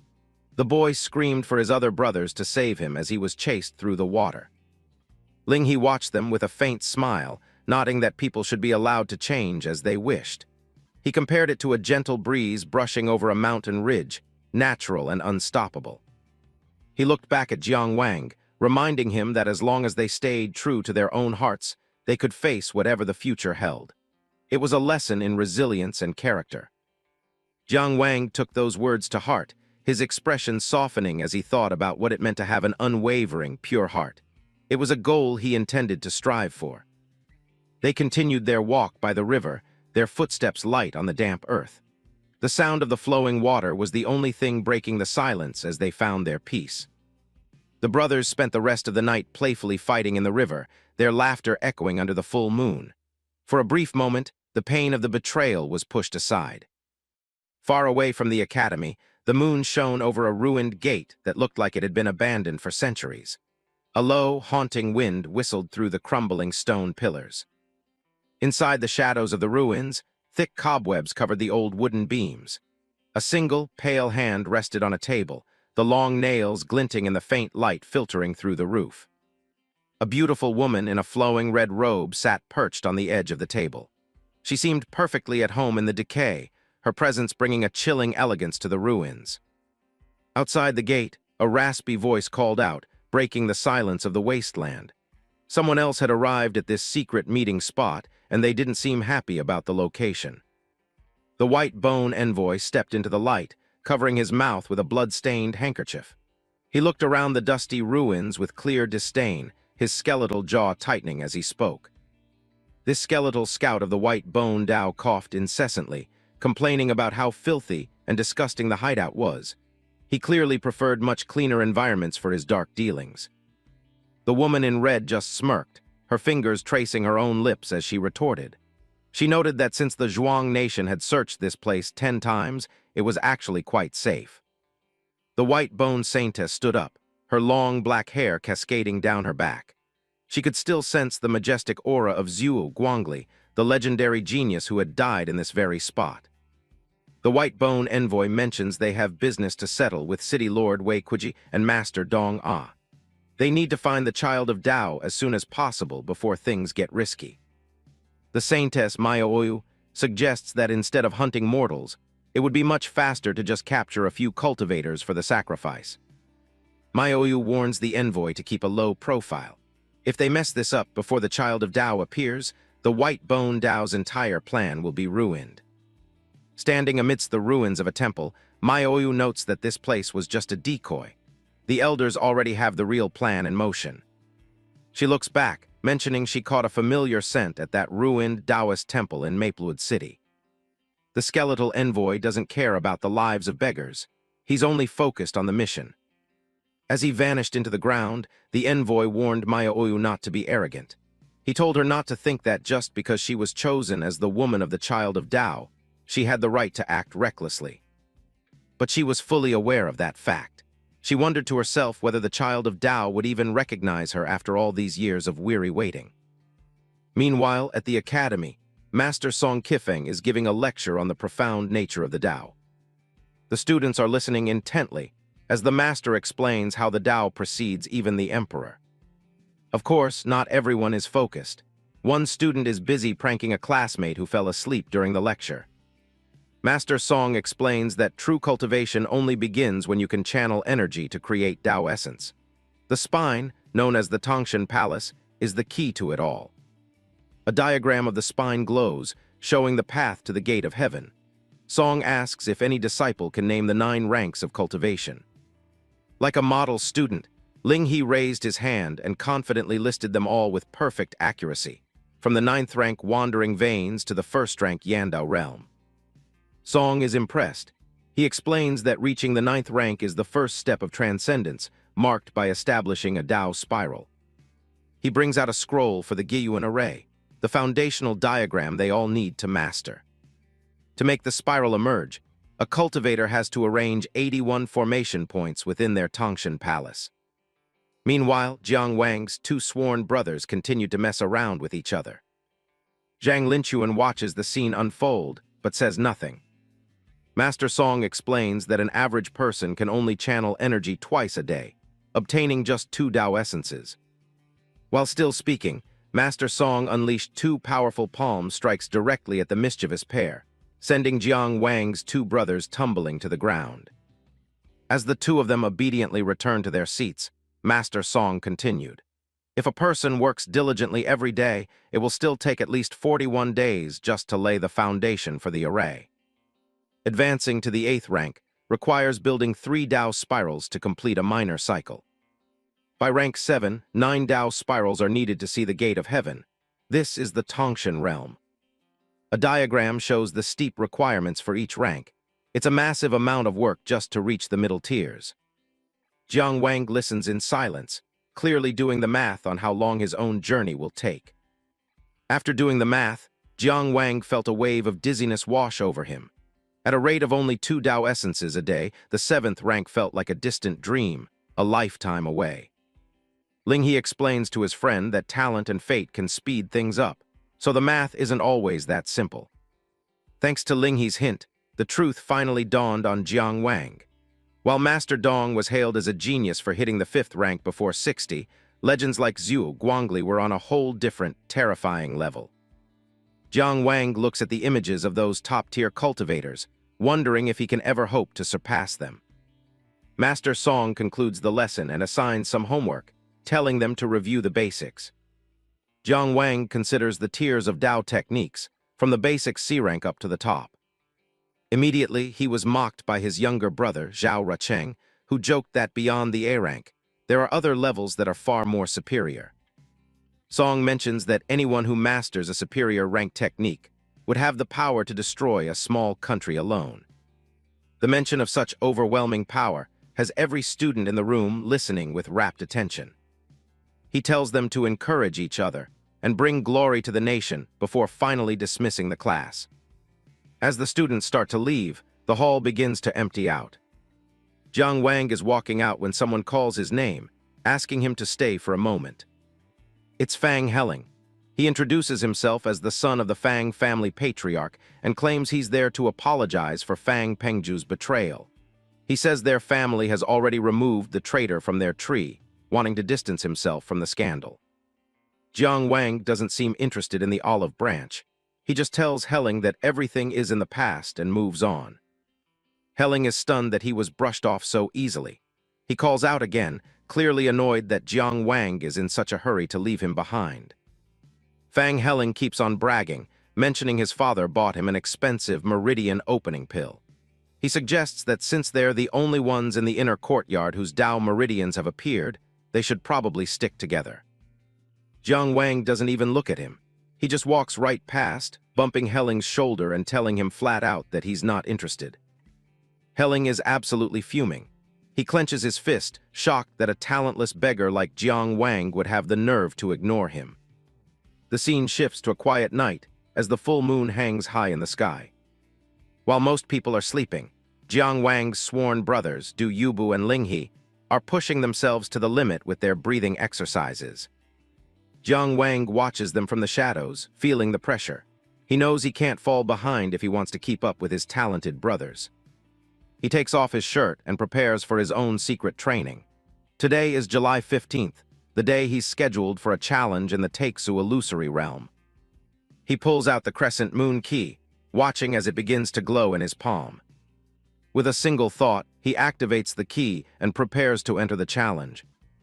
He finds himself standing on a massive cosmic platform as the system welcomes the Lord of Dongjin Ruin's blessed land.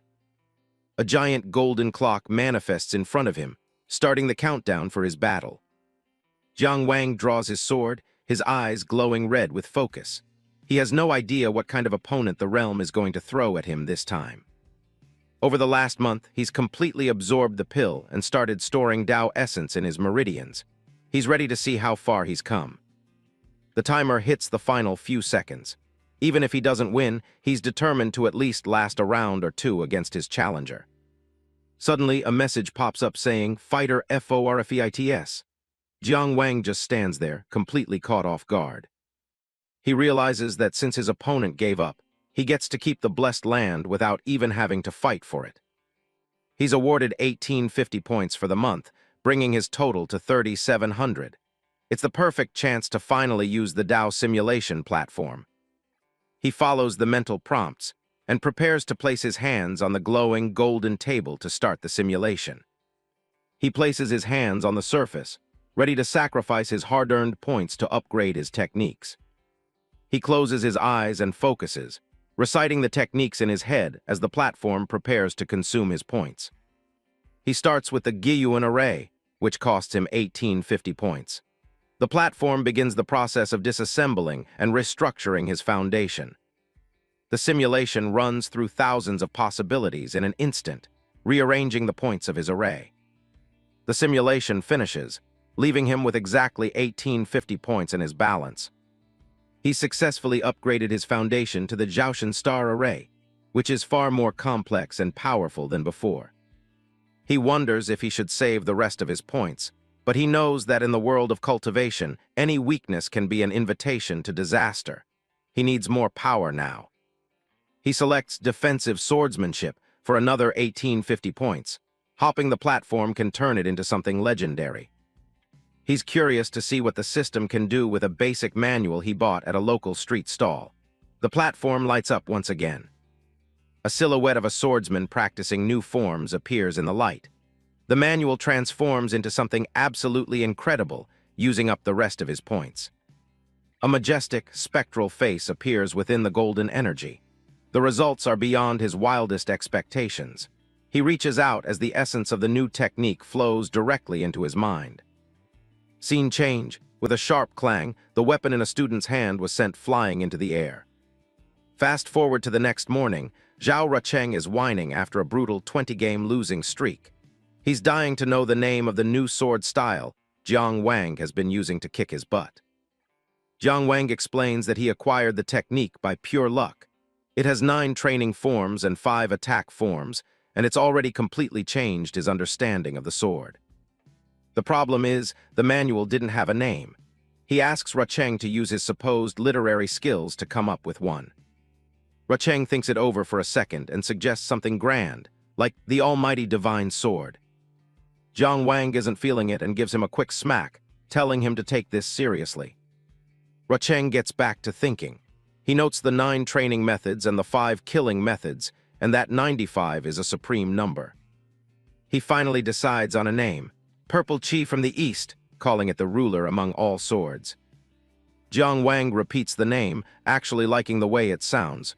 It fits the technique perfectly. From that day on, the style is officially known as the Purple Chi from the East sword technique. Rucheng is so hyped up that he jumps right onto Jiang Wang's back, shouting "Third brother" with excitement. He begs Jiang Wang to teach him the new technique, but their playful bickering is interrupted by a cough from someone nearby.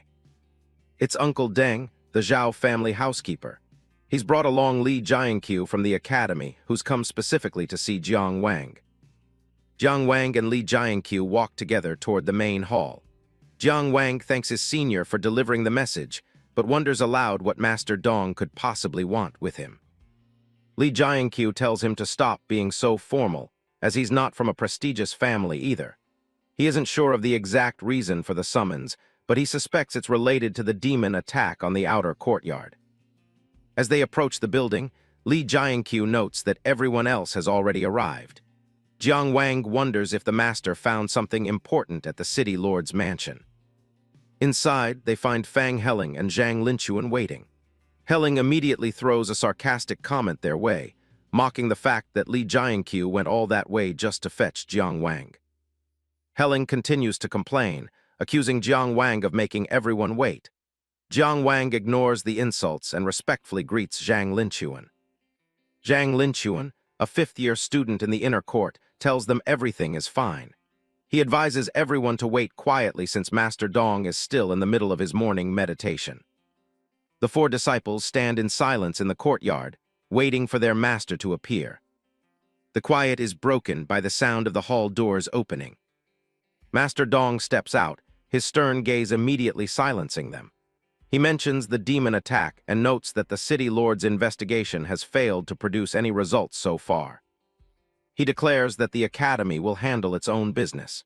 He is sending them to investigate the matter themselves, with rewards based on an 8th grade mission standard. Fang Helling is stunned by the high reward points.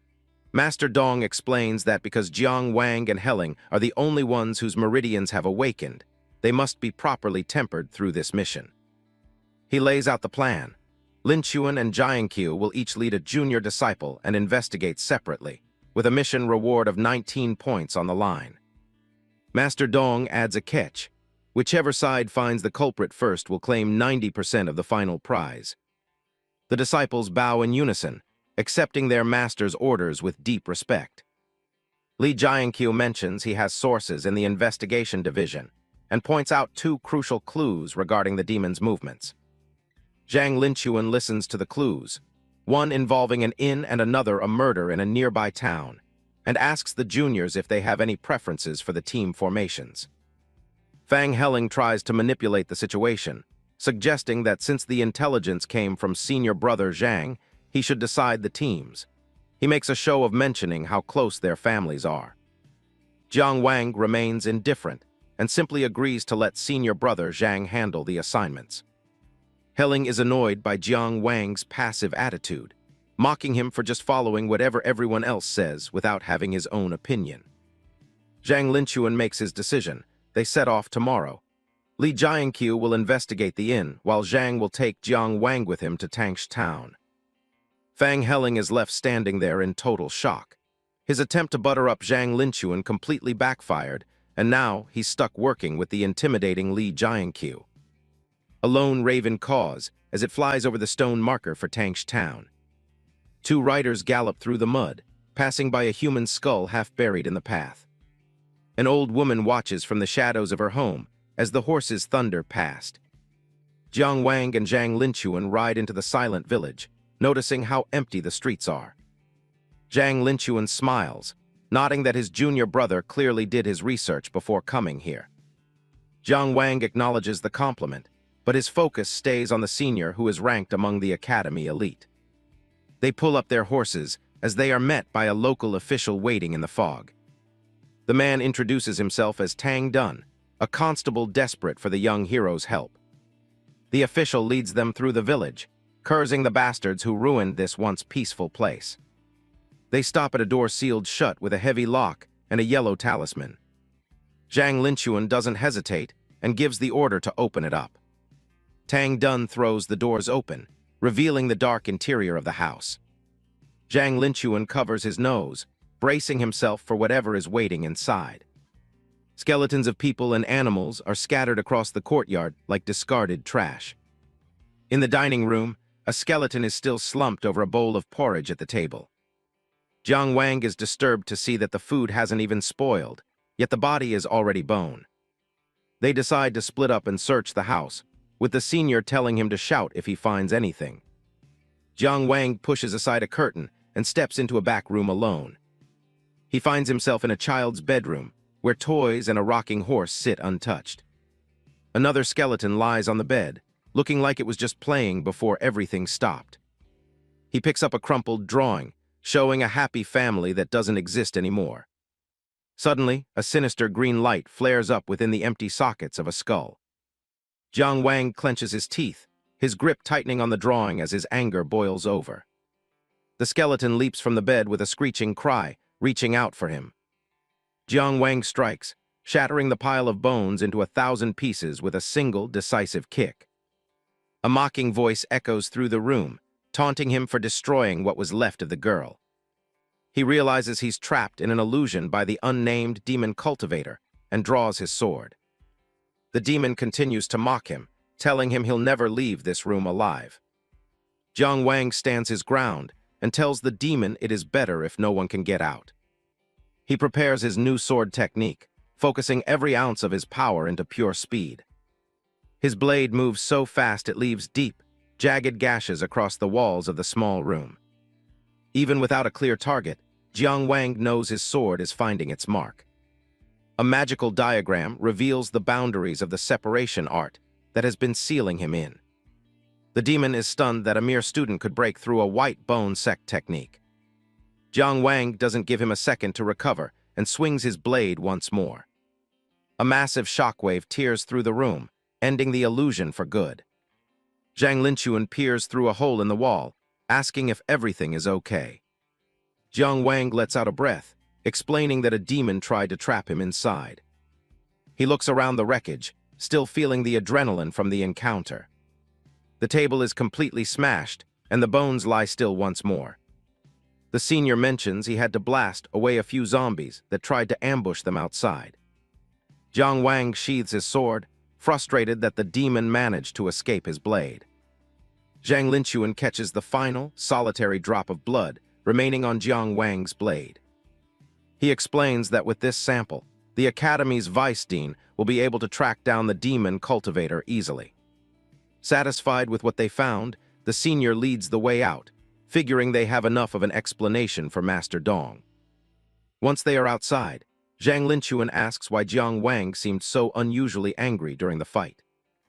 Jiang Wang admits that seeing the girl reminded him of his own sister, and the thought of her being hurt made him lose control. With the job finished, they headed outside and received a small pouch of payment from the constable just as they were preparing to head back to the academy. Before riding off, Jiang Wang asks Constable Tang to give the family a proper burial so they can finally rest. They arrive at the stone marker for Tang's town. Jiang Wang and his senior ride down a path lined with protective yellow talismans.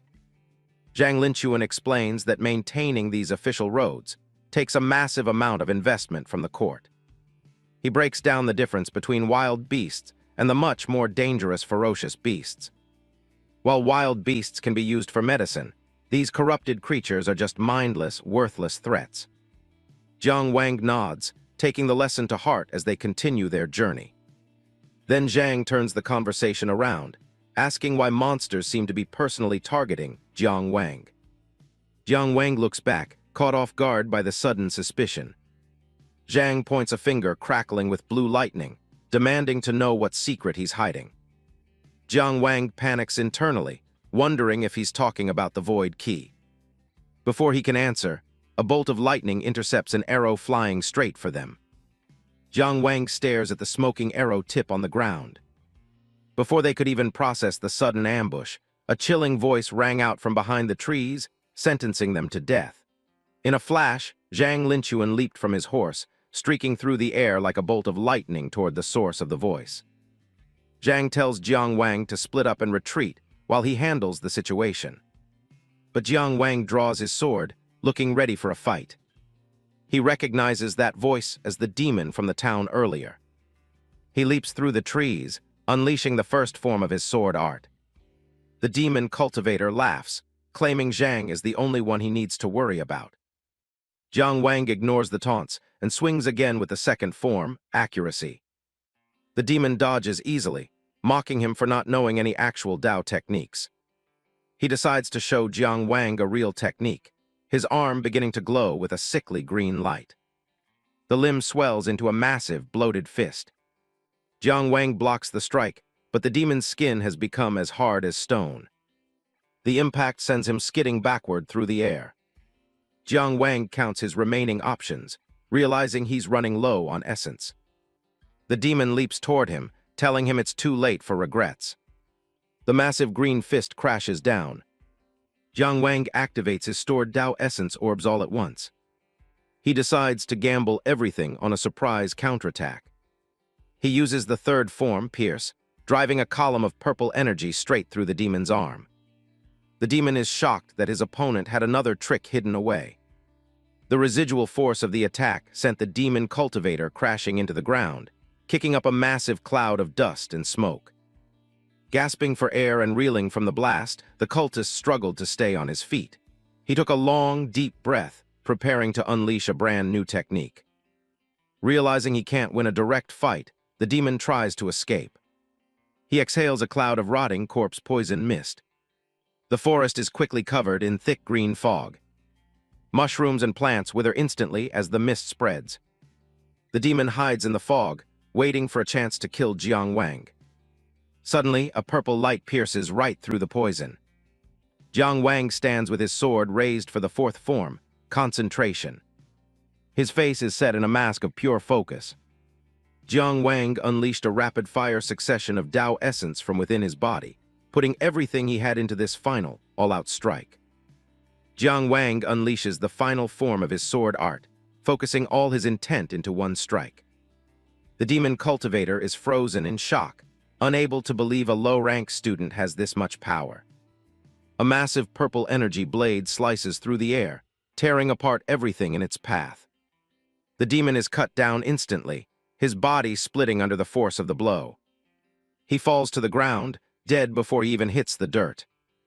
Jiang Wang stood tall and majestic, even as the sword in his hand shattered into pieces. But the effort takes its toll, and he drops to his knees, gasping for air. He realizes his current cultivation level is barely enough to handle the strain of using all 5 killing forms. He looks up as something moves in the darkness behind a tree. Two severed heads are tossed onto the ground in front of him. Zhang Linchuan steps out, surprised that his junior was able to take down an 8th-rank demon single-handedly. Zhang checks on the area, noting that there's nothing left of the enemy. Zhang wipes the blood from his hands, still marveling at Jiang Wang's swordsmanship. Jiang Wang asks if they can get any information from the corpses left behind. Zhang shakes his head, explaining that he already tried to search the souls of the ones he killed. He says these cultists have soul-shattering curses engraved in their minds to prevent interrogation. Zhang wants to get him to a clinic, but Jiang Wang insists on reporting to the academy first. Zhang agrees, adding that the damage to the official road formations needs to be reported to the authorities. That night, the lights of the city glow under a crescent moon. In a high-end district, a man is busy entertaining a beautiful guest. This is Su Dong, a high-ranking official who is clearly infatuated with Maya Oyu. He promises her anything she wants, completely oblivious to her true nature. A masked subordinate interrupts to report on the failure at Tangsh Town. Maya Oyu looks out from the balcony, seemingly unbothered by the loss. She told her subordinates that there was no need to send any more secret reinforcements. She is more interested in the young Taoist who killed her people with that mysterious sword technique. The subordinate admits he couldn't find a single record of that style ever being used in the city. Maya Oyu dismisses the man, her mind already elsewhere.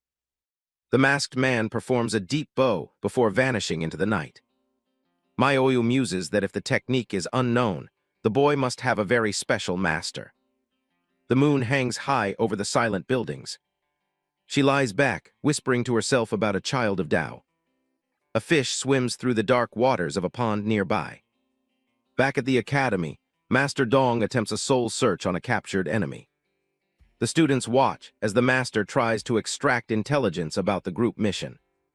But the soul is completely shattered, leaving behind no memories to read. Fang Helling notes that the level of preparation suggests a very powerful organization. Master Dong cuts him off and asks Zhang for the specific results from Tangsh Town. Zhang reports that they found 3 demon cultivators and that Jiang Wang killed one by himself. Master Dong is genuinely impressed by the junior's growth. Jiang Wang remains humble, saying he only won because the demon was focused on his senior.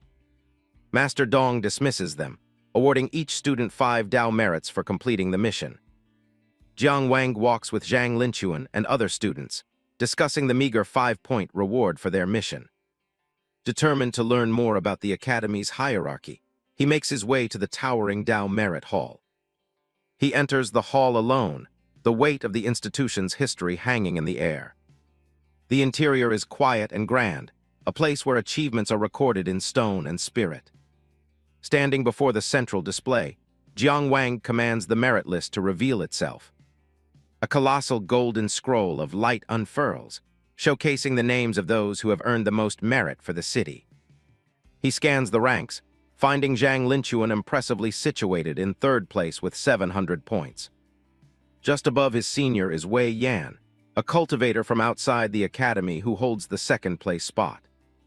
Jiang Wang's eyes drift to the pinnacle of the list, curious about the person who stands above them all. He is shocked to see Zhu Weiwo in 1st place with 1,300 points, a score that dwarfs everyone else. He reflects on the legend of Zhu Weiwo, an elusive elite student whose strength is said to be on par with the academy's deans.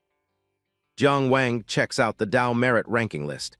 He's looking for the cheapest magical sword he can find to help with his training. He takes a look at a standard magic sword. It's forged from refined steel and can even store a Taoist technique for instant use, but it costs a whopping 300 merit points. Jiang Wang takes a look at it. The utility is great for combining sword moves with spells, but the price is way out of his league right now. Suddenly, a massive face with glowing blue eyes looms over him. A voice booms out, asking if he's the new junior brother. Jiang Wang nearly jumps out of his skin. The guy introduces himself as Wang Changxiang, a 3rd-year student at the academy. Trying to play it cool, Jiang Wang introduces himself as a new arrival to the inner courtyard. Wang Changxiang just laughs and apologizes for scaring him. The upperclassman keeps that friendly grin, saying it must be fate and that they'll see each other around. Jiang Wang watches him go, realizing he just met a real heavy hitter. This Wang Changxiang is ranked 7th on the merit list, way above the seniors he knows. Just as he's thinking about that, someone comes sprinting across the courtyard shouting for their third brother. Jiang Wang takes the letter and tears open the envelope. It's a letter from Aunt Song. She explains that things in Wangjiang City have gone sideways thanks to the Lin family, and she needs him to look after a little girl named Anan for a while. He reads the name Anan, and his expression immediately shifts into something much more serious. Meet Anan, a tiny girl with big eyes who looks a little lost. She softly calls out for her brother. Jiang Wang's buddies are already gathered around. Du Yehu thinks she's the cutest thing ever, while Jiang Wang gently asks her if she's willing to live with him for a bit. Anan looks down, her voice trembling as she asks if her mom doesn't want her anymore. Jiang Wang goes into full panic mode, waving his arms to shut that idea down. He tells her she's just busy and that he's here to keep her company. Then he shoots his friends a look that says, "Help me out here or else." Du Yehu, Linghe, and Zhao Rucheng get the message loud and clear. They all put on their best, trustworthy big brother faces. And just like that, the mood shifts. Anan gets lifted high into the air. The whole crew is hyped up. They decide the best way to cheer her up is a big trip to visit the market in Maplewood City. Du Yehu acts as a human sedan chair, letting Anan ride on his shoulders as they all charge out for some fun. It's a full-on shopping spree. Anan's got snacks in both hands while the guys follow her around, carrying everything else. She even gets brave enough to poke a grumpy dog with her candy stick, while Du Yehu and the others hover behind her, ready to jump in if things get hairy. They spend the rest of the afternoon playing in the fields, trying to get a kite to catch the wind. The kite flies high against the setting sun, a small moment of peace after everything that's happened. But then the string snaps and the kite takes a nosedive, crashing right into the dirt. Jiang Wang tries to comfort her, saying they can just fly it again, but Anan has had enough. She quietly says she just wants to go home. Jiang Wang kneels down, looking her in the eyes and asking if she'd like to stay and live with him from now on. For a second, she looks like she might say yes, telling him she's happy. But then the facade breaks, and the tears start pouring down her face. Linghe and Zhao Rucheng watch from a distance, the fun of the day completely drained away. Du Yehu looks off into the sunset, unable to watch the poor girl's heart break. Anan clings to Jiang Wang's neck, sobbing about how she just wants her mommy and asking if she's been abandoned. Jiang Wang clenches his jaw, his heart breaking for her. He promises her that Aunt Song will be back very soon to pick her up. He pulls her into a tight hug, telling her not to be scared because he's going to stay by her side and protect her. They sit there in the tall grass as the sun disappears, just a brother trying to hold his sister's world together. Linghe steps up next, his voice soft as he promises that he'll also be there to protect her. Zhao Rucheng joins in too, telling her she can't forget about her handsome brother being there for her. Du Yehu can't hold it back anymore. The big guy starts bawling his eyes out, saying the whole thing reminds him of his own late parents. It turns into a giant group hug, with everyone piling in to comfort the crying little girl. The sun finally sets, leaving the field in a deep, bloody red glow. They all end up collapsed on the grass together. Anan finally stops crying long enough to complain that they're all crowding her way too much. Back at the academy, the guys are talking about the future. Jiang Wang mentions it's getting cramped in the dorms and he wants to find a place for him and Anan, but his sword just broke and repairs are gonna cost him a fortune. His friends don't even hesitate. Linghe, the eldest brother, says he's got some savings Jiang Wang can take, and even Du Yehu offers up his drinking money. Linghe's already planning to have Uncle Deng arrange a house as soon as they get back. They walk off into the sunset, joking about money and making sure they set a good example for little Anan. It's a nice moment of brotherhood before the real drama kicks in. Cut to a classroom setting where Master Dong is dropping some heavy world building. He's talking about how a true cultivator needs to look at the big picture, not just what's right in front of them. The world is massive, and if you're only focused on your own little corner, you're no better than a frog at the bottom of a well. You've got to aim for the stars. Master Dong sits there smoking his pipe, explaining that you can't just hide away and train. You have to understand the 6 major nations that rule the world: Jiang, Qi, Chu, Qin, Mu, and Jiang. First up is the Jiang nation in the center. They're the powerhouse overseeing the gate of 10,000 demons, which sounds like a total nightmare. Then you've got the Qi nation out east. Their whole job is keeping the Kang Ocean Sea clan in check since they border the ocean. Down south, the Chu nation is positioned right against the fallen immortal forest, dealing with whatever creeps out of those woods. Over in the west, the Qin nation is busy suppressing the Usura clan deep within the Yuan. Basically, every big nation is holding back some kind of monster. Up north, the Mu and Jiang nations have teamed up to form a front line against the Demon Clan. It's a constant struggle for survival across the entire continent. Finally, there's their own Zhuang nation, a tiny little place squeezed between the giants. Master Dong explains that for a small country to survive, it has to be a master of the art of balance. He continues, saying that if you master balance, you can play the big guys against each other and stay safe. It's all about surviving in the gaps. While the teacher is lecturing, the boys are having their own little meeting in the back. They're worried about Jiang Wang trying to raise Anand on his own, while also keeping up with the grueling academy schedule. Ling He and Zhao Rucheng have already thought ahead, though. They've arranged for Anand to go to a private school and even planned out a schedule to pick her up. Like they said, if a problem can be solved with money, it's not really a problem. Their conversation is cut short by the sudden thunderous sound of war drums. Boom, boom, boom. The whole class freezes. Du Yehu looks around, confused as hell, wondering what could possibly be causing this kind of commotion in the middle of a lecture. A messenger bursts in, shouting about an emergency deployment.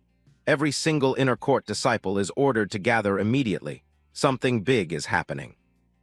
A man in heavy blue armor strides into the room like he owns the place. You can tell just by his walk that he's not someone you want to mess with. Even the vice principal, Dean Song, is being super respectful. This is Wei Yan, the guy ranked second on the merit list and a high-ranking general of the city guard. The students are whispering about how even a veteran like Dean Song has to defer to him. Wei Yan sits down right in the dean's chair and looks bored out of his mind. He signals his deputy, Zhao Lang, to get to the point. Zhao Lang steps forward and drops a bombshell.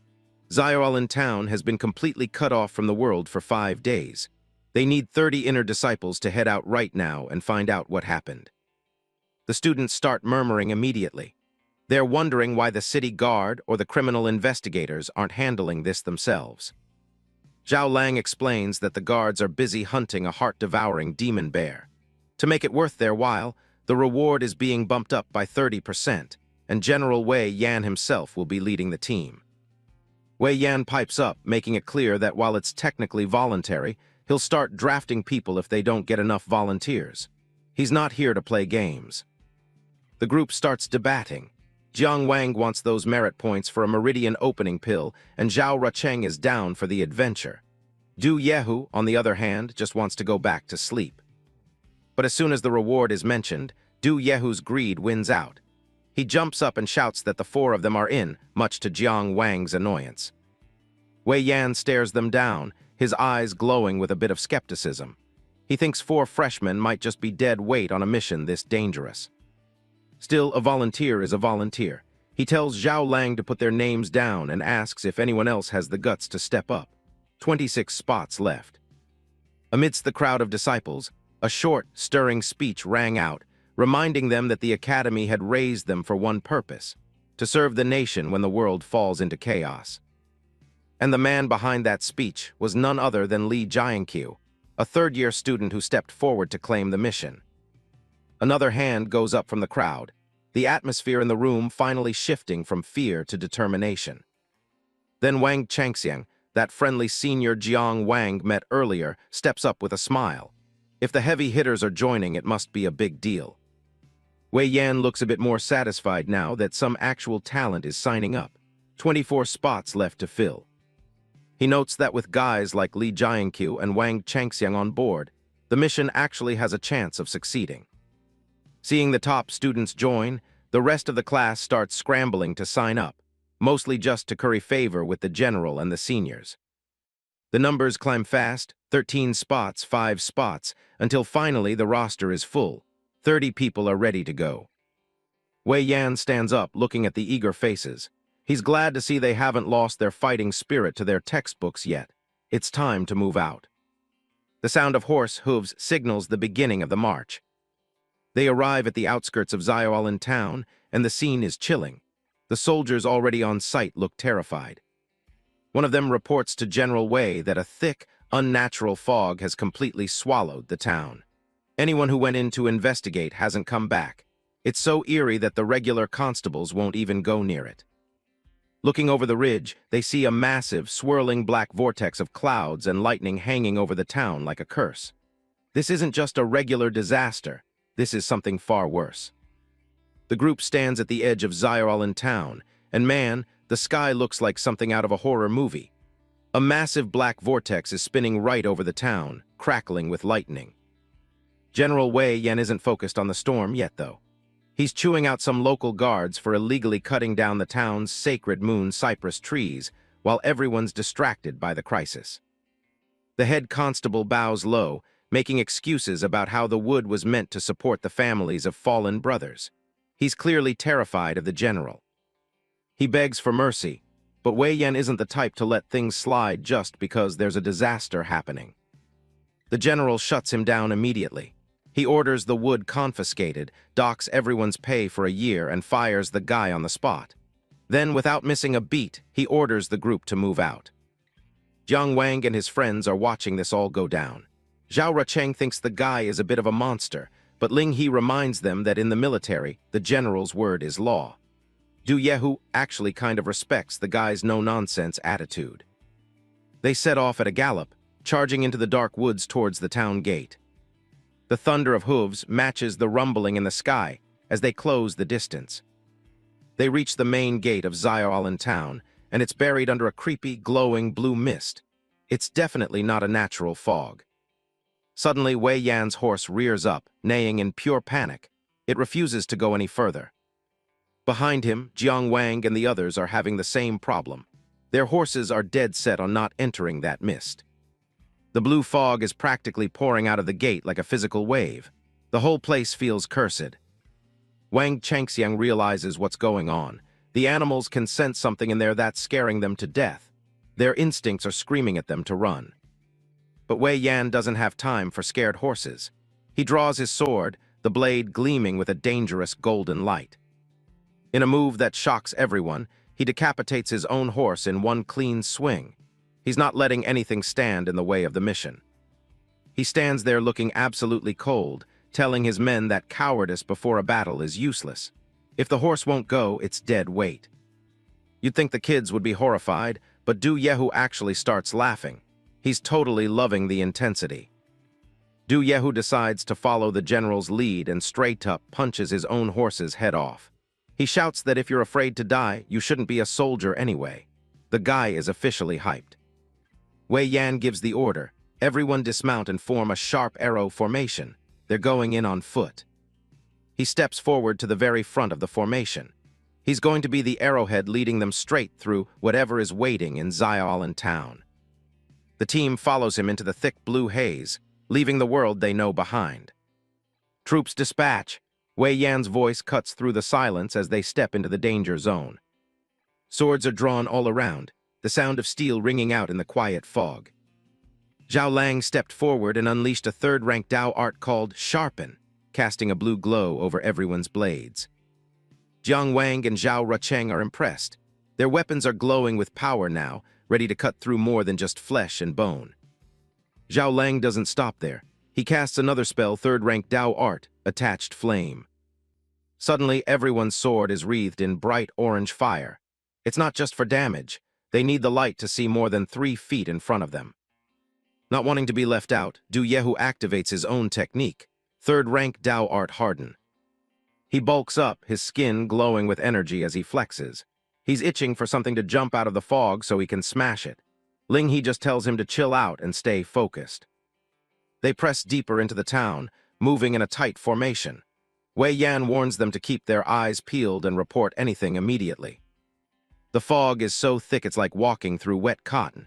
You can barely see the person right in front of you. Then they start seeing shapes. Dozens of dark silhouettes are standing perfectly still in the mist. At first, they think maybe they found survivors. Du Yehu mumbles that this is all going a little too smoothly for his liking.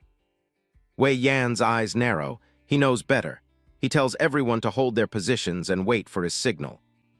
He unleashes a massive horizontal slash, a wave of energy tearing through the fog like a hot knife through butter. The energy wave sweeps the mist away, and the sight underneath is enough to make anyone's stomach turn. It's a literal army of ghosts, hundreds of them, all glowing with that same eerie blue light, standing shoulder to shoulder. Zhao Lang gasps in horror. Every single person who lived in this town, they're all like this now. Wang Changxiang and the others can only stare. This mission just went from a rescue op to a nightmare scenario. Zhao Rucheng's voice shakes as he realizes the scale of the disaster. No way. Jiang Wang and Du Yehu are at a total loss for words. They're surrounded by ghosts. Looking closer at the figures, you can see their black, empty eye sockets and decaying skin. The truth is unavoidable. Xiaolan town is dead. There isn't a single living soul left. Wei Yan shouts for Zhao Lang to get ready. Rucheng responds, yes, immediately, falling into a casting pose. A massive ring of fire, the fire wall, ignites around the group, creating a temporary safe zone in the middle of the ghostly town.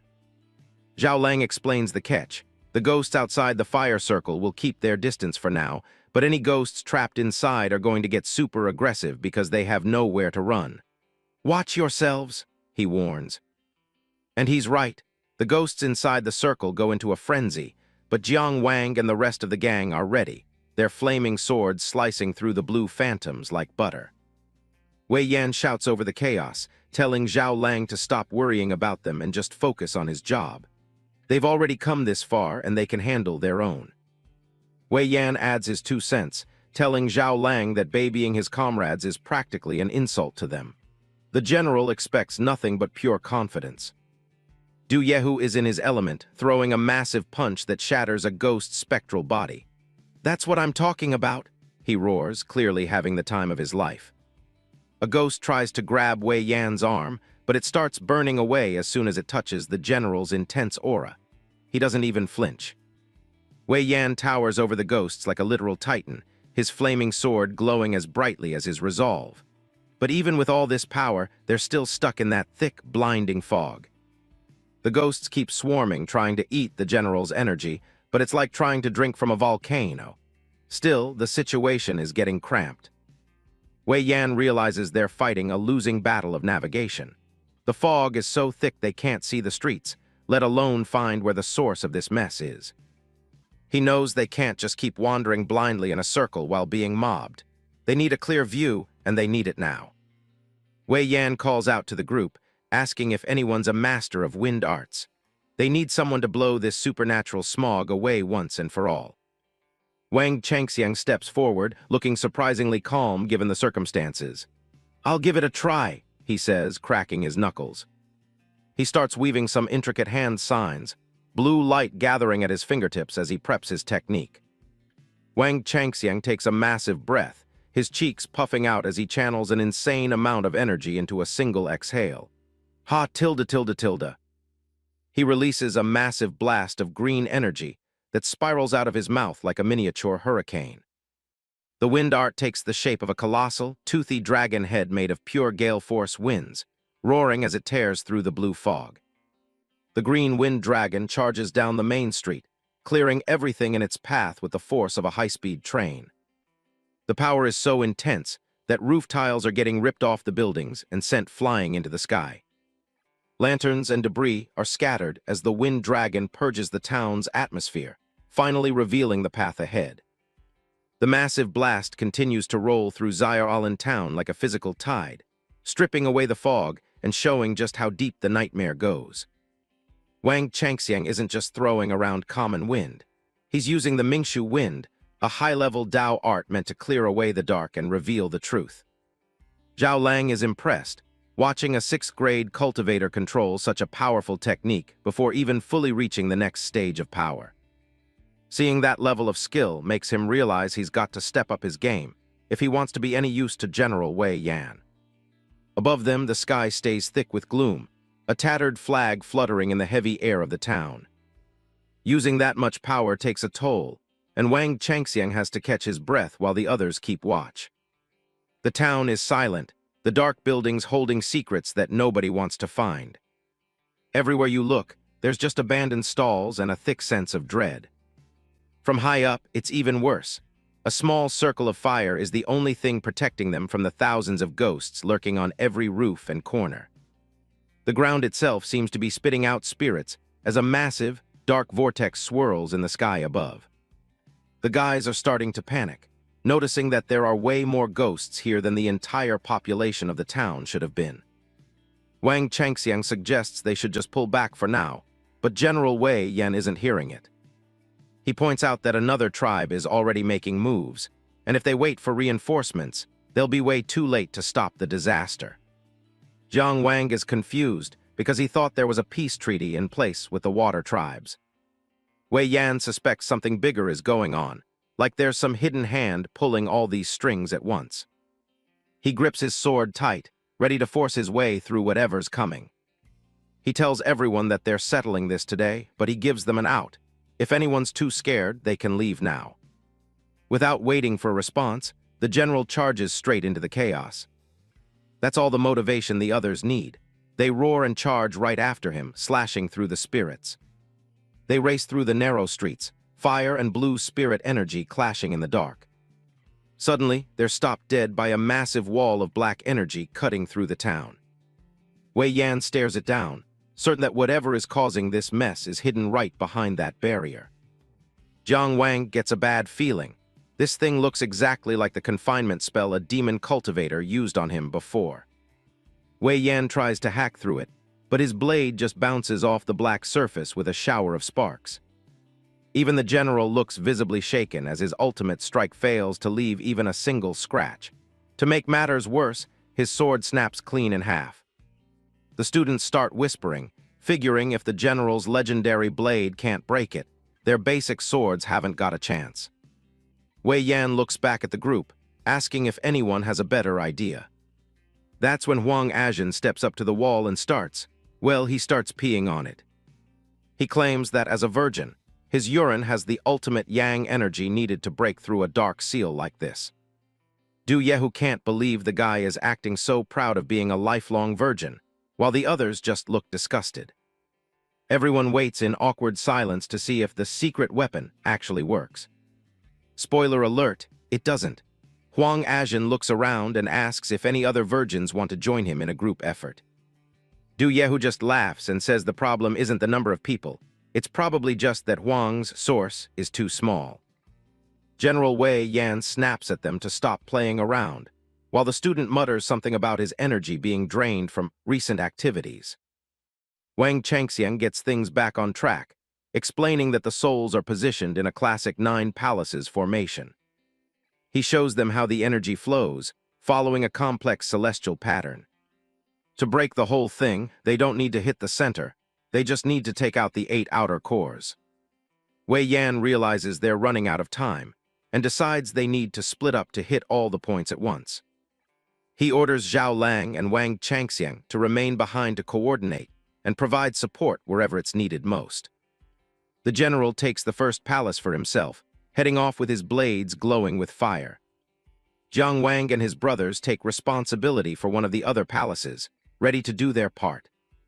The whole squad fans out across the town square, each group heading toward a different target. They arrive at the Zun Palace, where the air is thick with blue fog and the lanterns hang ominously in the dark. Zhao Rucheng is starting to have doubts, asking if they've just been running in circles this whole time since they can't find any sign of the evil spirit. Ling He stays focused on his steps, counting them out exactly as the book taught until he finally tells everyone to halt. The 3 of them stop and look into the gloom, waiting to see if his plan actually worked. The air ahead turns a sickening shade of red, and the heavy stench of blood confirms they've reached the 10th lap. A massive, clawed shadow looms over Jiang Wang, ready to strike before he even realizes it's there. He doesn't skip a beat, drawing his blade and meeting the phantom with a sharp, glowing slash. Jiang Wang dances back as the ground explodes under the force of the ghost's reach. He asks Zhao Rucheng how many forms of the purple chi sword art he's got down. Zhao says he knows the first 3, so Jiang Wang decides they're leading the charge together. High above them, the ghost's rotting, oversized hand hangs from the dark sky like a nightmare. Up close, the creature is a mess of jagged teeth and freezing blue energy. It's a massive, resentful ghost, draped in tattered red robes that make its skeletal frame look even more imposing. Jiang Wang tells Zhao Rucheng they need to coordinate their strikes, and his brother is all in. The ghost's empty sockets flare with a ghostly light as it stares them down. Jiang Wang launches himself into the air, calling out the first kill form, where speed is the only thing that matters. He transforms into a blurred streak of purple energy, zigzagging through the air to overwhelm the monster's senses. But this beast is terrifyingly sharp. It calculates the exact moment he closes in to launch a devastating counterattack. Zhao Rucheng follows up immediately with the second kill form, focusing every ounce of his energy on pinpoint accuracy. His blade finds its mark, slashing straight into the demon's waist with a sharp clang as sparks of energy fly in every direction. Before he can even savor the hit, the demon's claws are already inches from Zhao Rucheng's face. The intensity of this battle has officially hit the ceiling. The demon lets out a piercing shriek as another heavy blow crashes down exactly where Zhao Rucheng stood. But he stepped just in time, escaping by a hair's breadth. He sticks the landing and skids back, putting plenty of distance between himself and the beast to reach a safe zone. But the moment Zhao Rucheng regains his balance and looks up, he realizes he's being hunted by a predator who truly knows how to fight. The demon is already soaring right above his head, ready to pounce. In a surge of panic, he discovers something even worse. His sword is gone, lost at some point during the chaos. Fortunately for Zhao Rucheng, Jiang Wang arrives just in time to save him.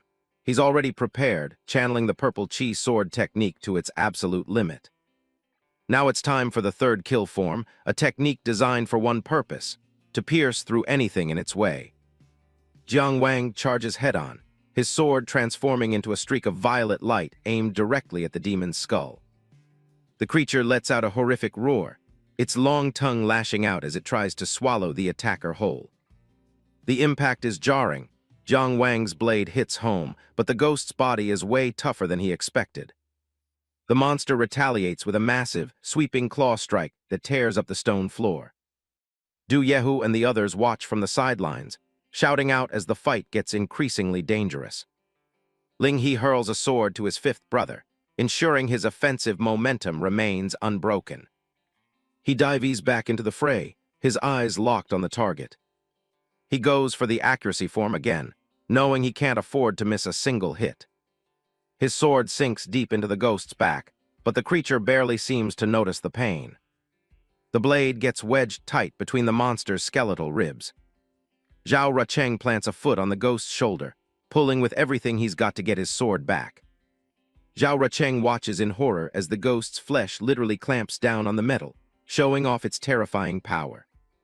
In the middle of carving through the demon's flesh, Jiang Wang screams a desperate warning to Zhao Rucheng.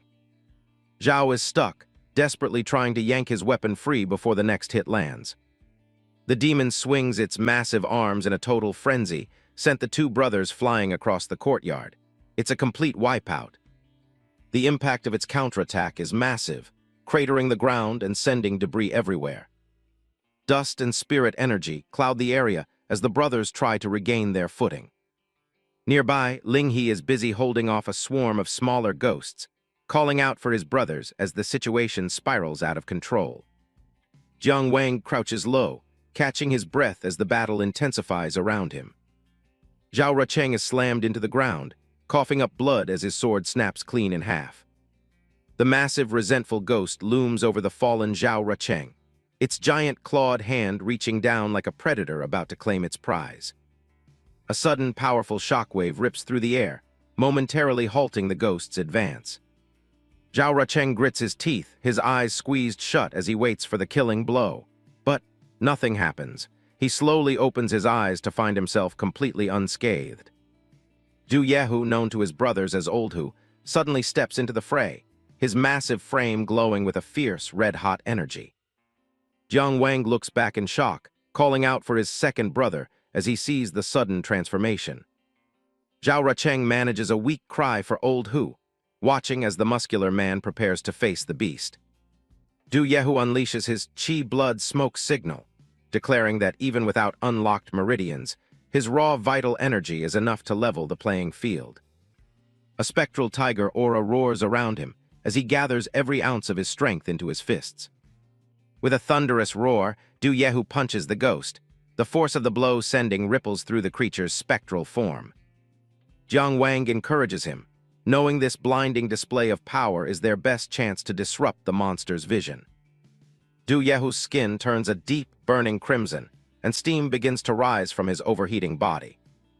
His muscles bulge and hiss with extreme heat as he pushes his physical limits beyond what any normal human should endure. Watching from the ground, Zhao Rucheng is filled with worry, wondering if this reckless use of vital energy will permanently damage Du Yehu's foundation. Du Yehu shouts at him to stop worrying and get out of the way, forcefully shoving Zhao Rucheng back to safety. The ghost is momentarily lost within the thick clouds of steam and blood-red smoke. However, the monster is far from defeated, as the many eyes hidden on its head begin to glow with a malevolent light. The ghost lashes out with its oversized arm, the ground shattering beneath its heavy strike. It reaches into the illusory mist, snatching a dozen resentful spirits in one fell swoop. The creature uses its 2 pairs of hands to rip those resentful spirits apart, their flickering blue essence trapped within its long, spindly fingers. The demon starts tossing the severed heads of the resentful spirits into its gaping maw to activate its soul-eater magic. One by one, it devours the flickering blue souls, fueling its dark power to terrifying new heights. As it feeds, more eyes snap open across its brain-like skull, darting around in search of more prey. The monster's head twitches violently as dozens of pupils dart around in a chaotic frenzy, its power surging with every soul it devours. Jiang Wang realizes with a sinking heart that their distraction didn't work. The ghost's many eyes have already found them. The resentful ghost lets out a piercing shriek, blue energy erupting from the glowing core in its chest. Not one to back down, Du Yehu leaps back into the air, his fists clenched as he prepares to hammer the ghost into the ground. He tells Jiang Wang to stay back for now, vowing to hold the beast off and leaving the rest of the fight to him. Du Yehu clashes head-on with the monster's glowing claws, a chaotic explosion of red and blue energy erupting between them. Jiang Wang takes the opportunity to center himself, combining his first and second kill forms into a single, lethal strike. He lashes out with a barrage of purple energy slashes, moving faster than the eye can follow. His blade bites deep into the ghost's spectral hide, tearing away chunks of its corrupted essence. The monster roars in agony, its long tongue lashing out as it feels the sting of Jiang Wang's sword. In a total frenzy, the monster lunges a massive attack directly at Du Yehu, but he manages to raise his arms just in time to take a defensive stance. The ghost's counterattack is brutal, sending Du Yehu tumbling across the stone floor and through a pile of scattered debris. "Second brother," Jiang Wang screams, his heart racing as he sees his friend take such a heavy hit. The resentful ghost isn't finished, swinging a wide arc of freezing blue energy toward the brothers. Jiang Wang narrowly avoids that barrage of projectiles, but another strike is already breathing down his neck the very next second. Du Yehu scrambles to his feet, throwing his entire weight once more to hold back the demon's massive limb. He just saved Jiang Wang from a fatal blow. He grapples with the creature's clawed hand, his muscles straining as he tries to pin the much larger monster in place. "Do it now," Du Yehu bellows, his voice hoarse as he puts everything he has left into holding the line. Jiang Wang doesn't waste the opening, his blade glowing with a brilliant violet light as he prepares the purple chi from the East Sword technique. Seizing the window created by Du Yehu's desperate gamble, Jiang Wang surges forward with his third slaying form. Enveloped in a roaring vortex of purple energy, he delivers a piercing strike that shatters the demon's arm into 1,000 pieces. Jiang Wang steadies his stance, his blade pulsing with a sharp purple glow. Before they can even celebrate, the demon's massive claw lunges through the smoke, heading straight for Du Yehu. At the critical moment, the 2 spiritual seeds inside Jiang Wang shatter, His final lifeline has officially been activated. In a heartbeat, he streaks forward, intercepting the demon's massive claw with a terrifying display of strength. In a life-or-death struggle like this, absolute concentration is the only key to survival. The protagonist can feel his reserves hitting rock bottom. He's running on fumes, but he knows he has to give it his all. He pours every last drop of his energy into a massive wave of sword chi. The many-eyed monster lets out a piercing screech as the energy hits home. But even that isn't enough to stop the demon. With a final, desperate struggle, it flings both of them backward with overwhelming force. The monster's arm is severed, sending it into a roaring frenzy as thick black fluid gushes out, steaming with a foul stench. Nearby, the other two brothers are also struggling. Ling He shouts for Zhao Rucheng to back up Du Yehu and Jiang Wang, emphasizing that he must aim straight for the eye on the demon's chest. Du Yifeng is in bad shape, coughing up blood from the strain of his secret technique. He ignores the warning about his health. He's ready to burn his very soul to win this fight. His eyes flare with a dangerous, golden light as he stares down the enemy. Jiang Wang loses sight of the target for a split second, unaware it's looming right behind him. In a heart-stopping split second, his teammate lunges in, kicking Jiang Wang out of the demon's lethal jaws just before they snap shut. He then braces himself, using every ounce of his strength to hold the beast back. He isn't about to let his brother get torn apart by this thing. The man roars at Jiang Wang to take the shot and finish it once and for all. "Roger that," he replies, lunging forward with his glowing blade. He digs his heel into the ground, pivoting for a high-speed strike. He becomes a blur of purple circles, striking from multiple angles at once.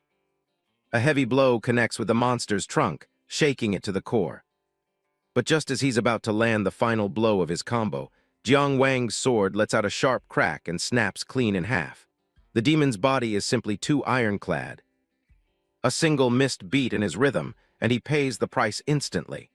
The demon seizes that split-second opening, delivering a bone-shattering blow that sends Jiang Wang flying.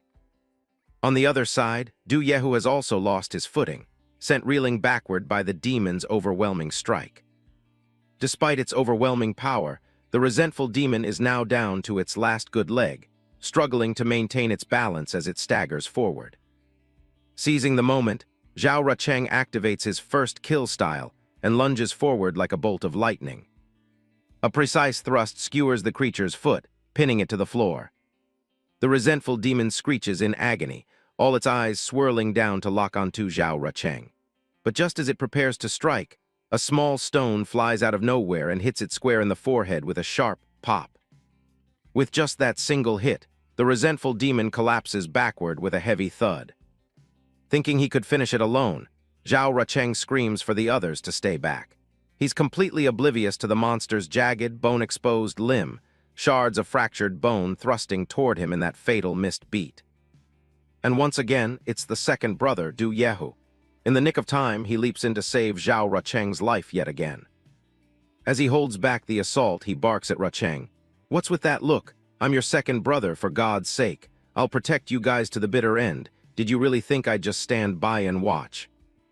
Combining his absolute mortal strength with a forbidden secret technique, Du Yehu twists his body and violently wrenches the demon's arm backward. His other hand slams down, locking the monster's neck in a vice-like grip. A double lock has been executed by Du Yehu, complete and absolute.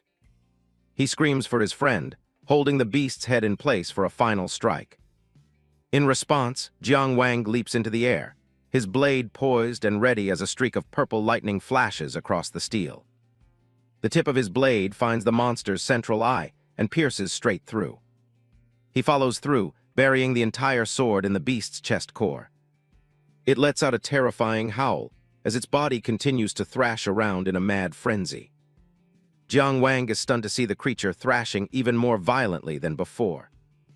Down below, Rucheng desperately pins the demon's leg down, screaming for Ling He's help. He's at his absolute limit. He begs him to find a way, and fast. The situation is spiraling out of control. The demon's skull is swelling up as if it's undergoing a gruesome mutation, while its many eyes begin to erupt with beams of blinding white light. Ling He starts piecing together the clues, realizing there's more to this than just a random monster. He calls out to the group, pointing out that the obvious weak spot on its chest is just a decoy. Linghe reaches up and draws his hairpin, gripping it tight as he braces for his next move. The eldest brother builds his momentum, locking onto the true target with chilling precision. He shouts it out for everyone to hear. The real vulnerability is the square hole in the coin on its forehead. He slams his foot down, bracing himself for the impact of the final strike. He launches into the air, a golden aura surrounding him as he moves in for the kill. The whole team is on high alert, screaming their hearts out as the battle reaches its climax. The beast thrashes, its many eyes frantic as it realizes its secret is out. A massive spike of energy drives right through the coin, triggering a blinding explosion of light. Gold coins shatter and fly everywhere, the monster's defensive formation finally breaking apart. Du Yifeng grabs the beast by the head, grinning through the chaos because they actually pulled it off. The dust starts to settle, revealing an old man watching the whole thing from a rooftop nearby. The man just nods, looking completely unfazed by the carnage he just witnessed. This mysterious man is Uncle Deng, who's just standing there enjoying the show instead of lending a hand. Back with our protagonists, the demon's body begins to erupt in a series of grotesque bubbles. The group stares at the sight, sensing that something is still very, very wrong. The demon's corpse begins to bloat and expand at a terrifying speed. Linghe urgently shouts for his brothers to scatter. Linghe realizes the energy inside is surging out of control now that the core is gone. The demon's corpse suddenly detonates in a massive explosion, the blast wave hurling everyone off their feet. Everything goes white for a second as the spiritual pressure peaks. As the smoke clears, Linghe checks on the group. Du Yehu grumbles that they're all still in one piece. Zhao Rucheng confirms he's all right, while the main protagonist groans that his entire body is aching in pain. They all turn their attention to a crater in the center of the square, where something is glowing. It's the formation core, a green orb vibrating with leftover power. Miles away, someone is watching the entire scene through a magical mirror. A woman with long red nails holds the device, a cold smile on her lips. She snaps the mirror shut, clearly unimpressed with the display of heroism she just saw. This mysterious woman in red brushes off Jiang Wang's skills, calling them all right but nothing special. She stretches, a dark glint in her eyes. It's time for the real show to begin. She activates a high-level technique, one that promises to tear the world of the living and dead apart. Her gaze shifts toward a colossal wooden coffin standing right in the heart of the graveyard. She respectfully invites someone called the Third Elder to join the fray. The massive wooden lid slowly creaks open, and a wave of eerie green mist comes rushing out from within. A pair of pale, skeletal feet step onto the cracked earth, moving with a creepy steadiness. The newcomer is a living nightmare, nothing but bone wrapped in a thin layer of skin. This skeletal monstrosity looms ominously over the sacrificial altar. Chants echo through the air, speaking of gods returning from the abyss to cast light on the world. Meet the Third Elder of the Tao, a skeletal freak with iron spikes driven through his own flesh. The ritual is in full swing now, with hooded figures praying around their grisly centerpiece. The Elder lets out a bone-chilling roar, demanding a sacrifice for the return of the mysterious entity. A blade flashes, and the sacrifice begins with a brutal slit of a throat. Severed heads start spinning through the air in a morbid dance of blood and magic. The faces are frozen in twisted, laughing expressions as they fly toward their dark master. Maioyu thanks the Elder for his sacrifice, her voice smooth and cold as she watches the gruesome ritual unfold. The Elder, now a skeletal wreck of a man, rasps about his devotion to returning to the embrace of their Divine One. He grips a sharp metal spike, his hands steady despite the horrific transformation racking his body. With a final shout of fanatical devotion, the old man drives the spike deep into his own skull. The Saintess watches the display without blinking, her eyes reflecting the ghostly blue fire flickering in the background. Deep within a dark pit, a massive rectangular monolith bristling with spikes stands as a grim altar. A colossal hand made of bone and ancient wood erupts from the earth, straining against heavy iron chains. The giant limb looms over the ritual site, pulsing with an eerie, spiritual energy that chills the air. It slams its hand down onto the sacrificial altar, erupting a shockwave of light that marks the completion of the dark summoning. Maioyu raises her hand to shield her face as the shockwave blasts the air outward, toppling a brazier filled with blazing blue skulls. The power of the ritual has reached its absolute limit. A terrifying black void opens up in the sky, pulsing with a malevolent red light that bleeds into the clouds. Looking up at the tier in reality, the antagonist offers a chilling word of gratitude to her dark god. From the depths of the deep pit, a colossal vortex of eerie green death energy begins to take shape. The swirling death energy slowly lifts a tattered temple into the air, as it radiates a haunting, supernatural glow. Meanwhile, at the headquarters, hands exchange glowing orbs that pulse with different elemental energies. General Wei Yan stands in the courtyard, demanding to know which part of the defensive formation is still missing. The pot-bellied Wang Changxiang explains that they're simply waiting for the core of the Zun Palace to be delivered. Covered in wounds, Zhao Lang assesses that the missing piece is held by a group of new disciples, whose chances of survival are incredibly slim. Wei Yan has no intention of sitting idly by. He rallies his troops to move out and takes matters into his own hands. Li Jiankyu intervenes, advising the general to conserve his strength while he insists on retrieving it himself. Right at that moment, from within the thick smoke, comes the sound of innocent chatter about some spirit pills. The casual chatter grows louder, forcing the generals and their disciples to turn around in disbelief. Suddenly, Jiang Wang and his friends burst through the smoke, exhausted but carrying the prize. A shout goes up across the square as everyone realizes the final piece of the formation has finally arrived.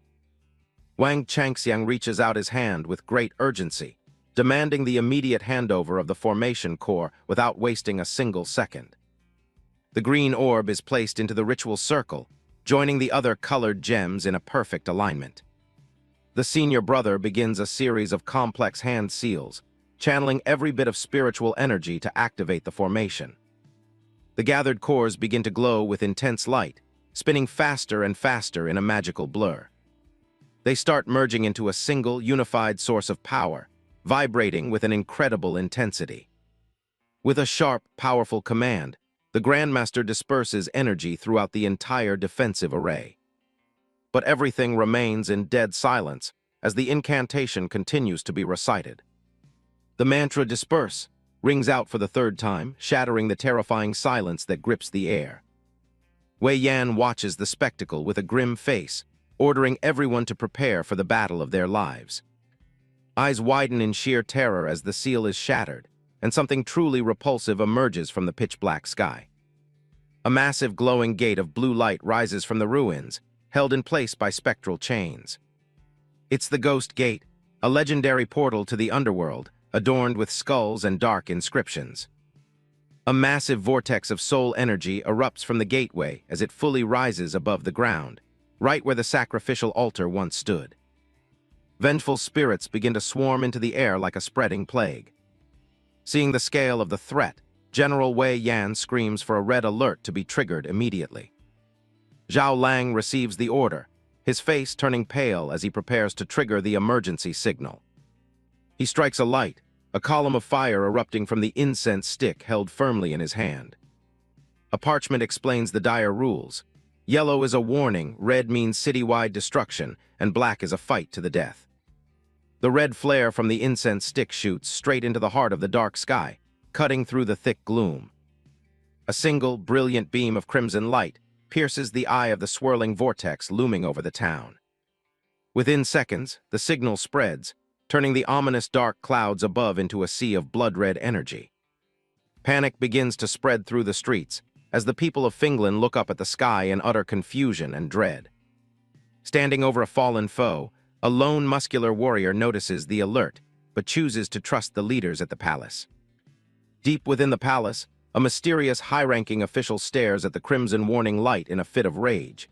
He slams his hand onto the stone throne, sending deep cracks through the heavy structure. Kicking off from the stone balustrade, The high-level expert soars from the palace, streaking directly toward the town of Xiaolin.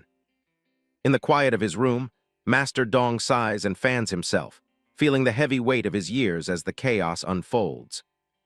Jiang Wang watches as the restless spirits start moving together in one direction. A massive stream of ghosts flows toward a glowing light in the distance. From high above, the entire town is being drained of its souls.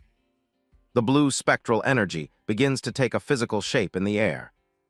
Everything converges as massive tides of vengeful spirits from all directions begin to swarm toward the town center, where the gate of hell has just manifested.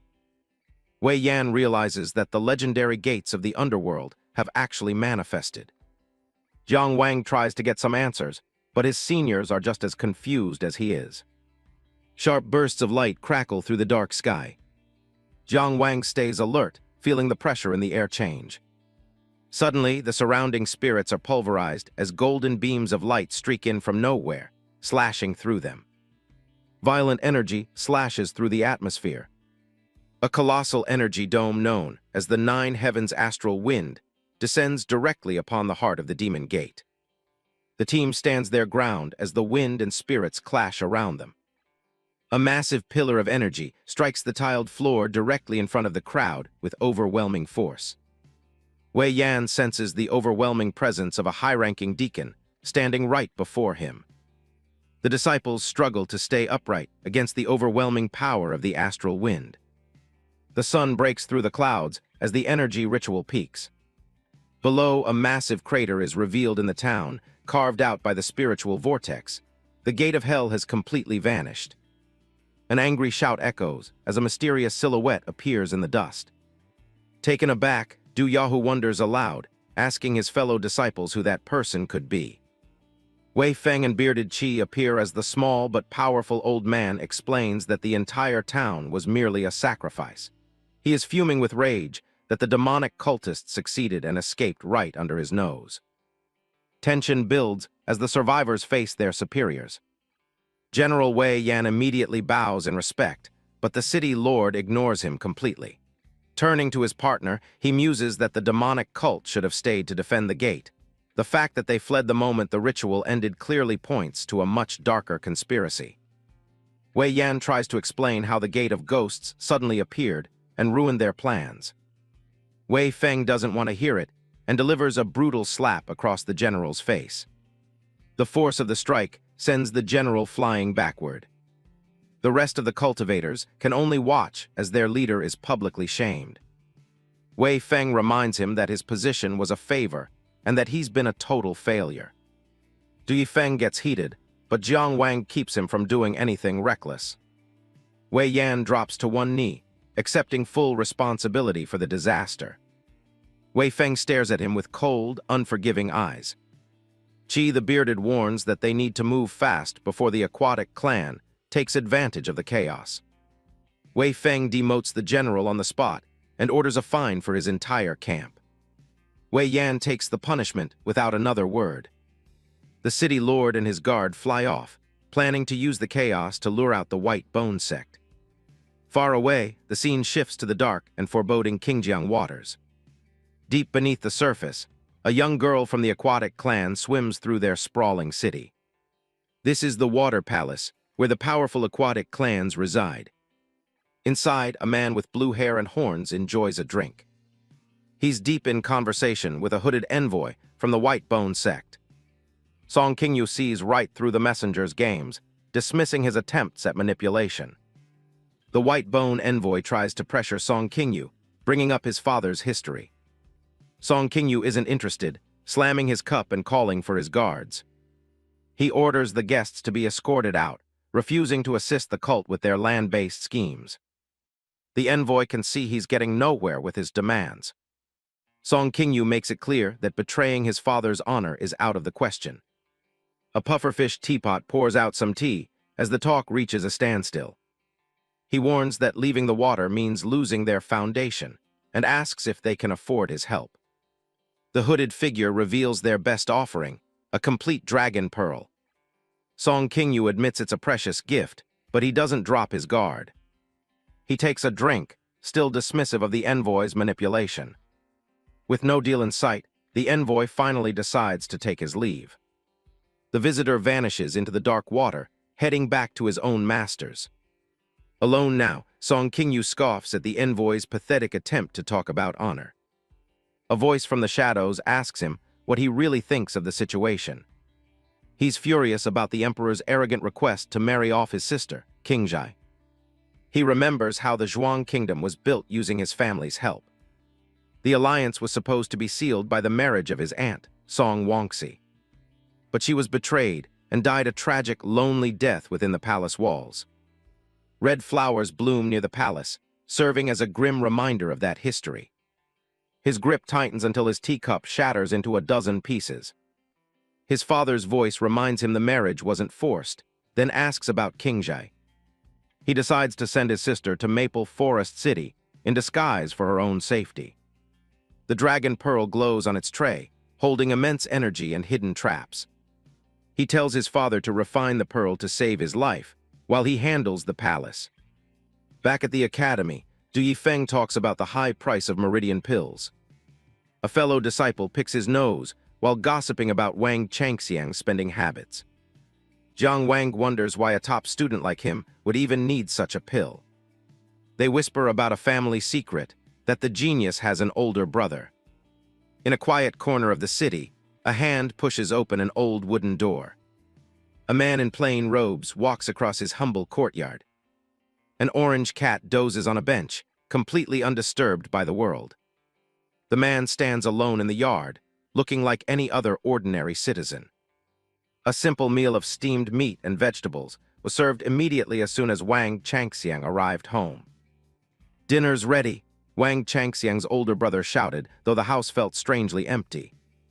He carries the trays toward the outdoor table with practiced ease. He calls for the cat Little Jew to come and join him for the food.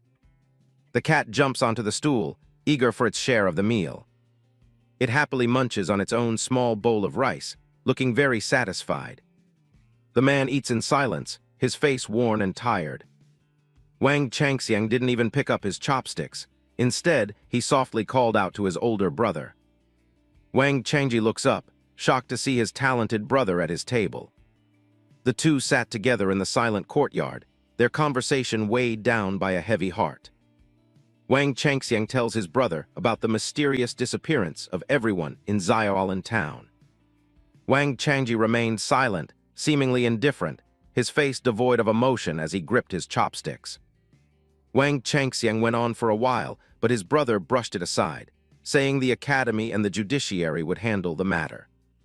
Changji sighs, admitting he's a useless person who can't even begin to grasp Dao techniques. He looks at his brother, feeling like a disgrace to the Wang family name.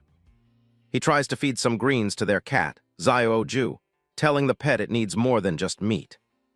The cat responds with a sharp scratch to Changji's hand. He doesn't even scold the animal, comparing its stubborn nature to his own lack of talent. Changxiang ignores the self-pity and pulls something special out of his robe. He reveals a small, round pill that glows with a faint spiritual light. Changji is speechless, realizing his brother spent a fortune in merits for an open meridian pill. Changxiang urged his brother not to give up, as he held high expectations for his future. But Changji only sighed, saying it was time to end the conversation right there. He even offers a bit of food to the cat, hoping it might make the beast a little kinder. Stunned, Changxiang snatched the elixir back before Changji could let the cat get a taste. Because of its cost, he let him know that 1,500 merit points is no small number. Changji quickly takes his leave, joking that their father will nag them both if he hears about this. Under the morning light, the Grand Dao Academy is already bustling with students. One disciple demonstrates a flame blade technique, manifesting a sword of pure fire. Master Xiao Tianmian, the legendary Xiao Iron Face, watches the display with a critical gaze. He gives a rare bit of praise, while admitting that even he took 50 days to lay his foundation. The master then turns his attention to Jiang Wang, calling him forward to demonstrate the technique. Jiang Wang is completely zoned out, worrying about the poor durability of his current sword. He's lost in a daydream about how powerful a real magic weapon would be in his hands. He calculates the cost, realizing he's still far from the 500 merits needed for a standard sword. His internal monologue is shattered when Master Zio screams his name across the hall. The master is furious that someone has the nerve to daydream during his technique class. Jiang Wang can only apologize, admitting that he hasn't even reached the foundation level yet. Master Zio is insulted by the honesty, calling him unappreciative of the path he's on. He delivers a harsh sentence: copy the purple void scripture 100 times before returning to class. After class, his friends gather to discuss the impossible length of the 30,000-character scripture. Di Feng offers to help him with the workload, but Jiang Wang knows he has to do it himself. A fellow student expresses surprise that someone with Jiang Wang's reputation is struggling so much. Jiang Wang thanks them for the concern, but leaves to pick up his little sister, Anan. That student stood there with a goofy expression, still in shock after being completely ignored by the whole group. Jiang Wang heads to a popular local spot known for its delicious Kai Jai lamb meat. He orders a lavish spread of sliced meat, soup, and fresh buns. He surprises Anan with the meal, fulfilling his promise to treat her if she studied hard. The little girl is delighted, shoving a large bun into her mouth immediately. Jiang Wang watches her eat, reminding her not to rush and to enjoy the food. Anan looks up with yellow eyes, asking if he's ever been scolded by his own teachers. A flush of embarrassment hits Jiang Wang as he remembers his recent punishment. He takes a calm sip of tea and tells a bold-faced lie, claiming his teachers are always satisfied. The restaurant is full of diners, but Jiang Wang's focus is entirely on his happy sister. After Anan finishes her meal, only empty plates and bowls are left on the table. Anan notices that her brother only drank soup, but Jiang Wang insists he's already eaten and isn't hungry. As Jiang Wang tightens his belt, his stomach lets out a loud, traitorous growl. Anan looks at him with wide, knowing eyes, having heard his stomach grumble. While Jiang Wang tries to call for the bill, Anan raises her hand and boldly orders another round of food for him. Jiang Wang panics, frantically explaining that he doesn't have any more money to pay for a second order. In response, Anan pulls out a beautiful pearl bracelet and places it firmly on the wooden table. She proudly explains that she earned it by helping a new classmate with their homework. Jiang Wang is shocked by the value of the pearl, but Anan stubbornly refuses to return it, claiming her friend has many more. A quiet night settles over the city under a full moon. Jiang Wang tucks in his little sister, Anan. She's fast asleep, dreaming about eating meat again. He heads to his desk to prepare. Tonight is the 15th day, the scheduled time for his challenge in the Great Void Illusion. He channels his energy, his fist glowing with power. Jiang Wang stands within the intricate glowing array as the ritual begins. A masked challenger appears before him on the altar, questioning if the master of the green jade altar is finally ready. The system starts the countdown as the entire platform begins to spin. Everything blurs into a vortex of golden light. He finds himself standing on a massive floating platform high in the starry sky. This is the highest level of the illusion world, a place where he struggled before. He's already given up on this specific challenge twice in the past few months. An explosion of energy erupted as the two sections of the arena slammed together. Jiang Wang braces himself, eyes locked on the threat. They face off on the sword arena, a giant stone yin-yang symbol floating in the void. His opponent is a pale-faced man in official headwear. He mutters that since his last defeat to Jiang Wang, he has spent 6 months preparing for this rematch. Jiang Wang realized his previous victory had left a deep scar on the man's pride. The opponent bowed, announcing that he has mastered the ancient gentleman's 9 swords.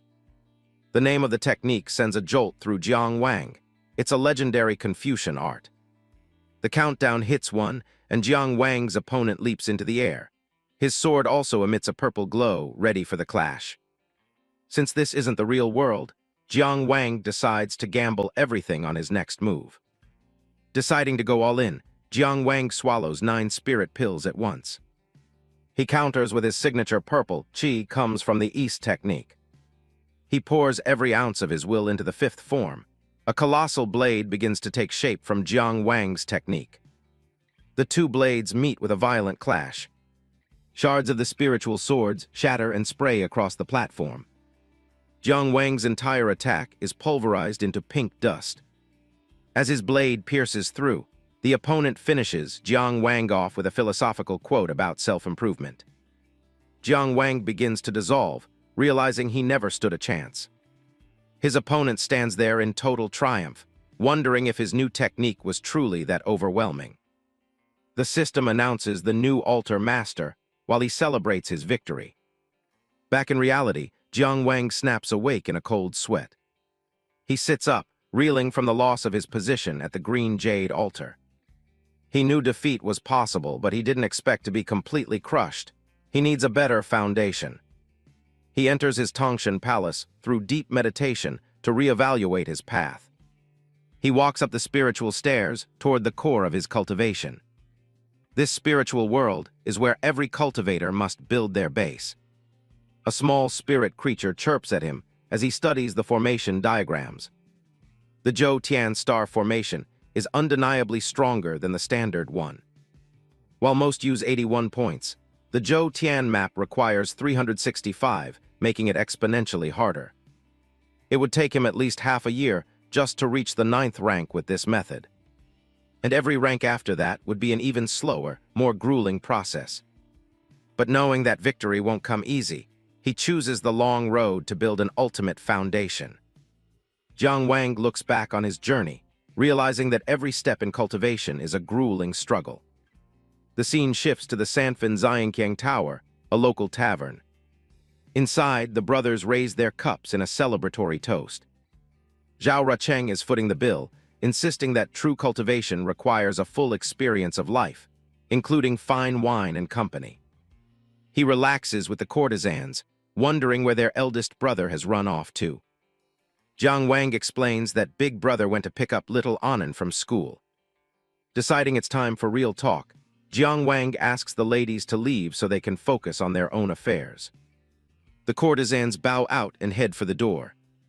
Du Yehu pours another round, while their friend frets about remaining a virgin forever if he doesn't advance soon. Jiang Wang offered to use his own merits to help Zhao Rucheng buy an advancement pill, but this playboy young master didn't seem to care at all. Zhao finds the daily grind of clearing meridians exhausting enough as it is. Tiger suddenly drops a bombshell. He's leaving the academy and giving all his merits to Jiang Wang. He's joining the army to switch to military cultivation, and he's already made up his mind. He knocks back his drink with a determined look. Zhao Rucheng tells him to think carefully, reminding him how hard they worked to enter the inner academy. Du Yehu explains that a vacancy opened up in the Jiujiang Xuanjia military unit, and he's set to transfer tomorrow. Looking down at the pier, the harsh reality sets in. Powerful martial cultivators are a rare sight in a nation dominated by Taoist arts. Zhao Rucheng points out this hard truth to Du Yehu. But Yehu brushes it off. He wants the freedom to grow his own way, even if it means ditching the standard advancement pills for old-school military training. Jiang Wang steps out into the quiet hallway for a moment. He secretly enters the Great Void Illusion, sitting down on the Tao performance platform right there in the tavern. He starts searching the system for something that can help his brother. His merit count starts dropping as the spirits of the blue dragon and the white tiger begin to manifest. The vermilion bird appears next as he continues to burn through his hard-earned points. Finally, the black tortoise joins them, completing the 4 spirits.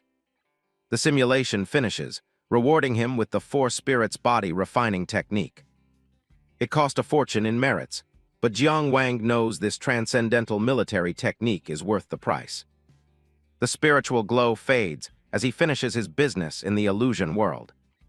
Back in the tavern, he makes a plan to copy the manual tonight as a parting gift for Tiger. He pushes the door open, ready to rejoin the group.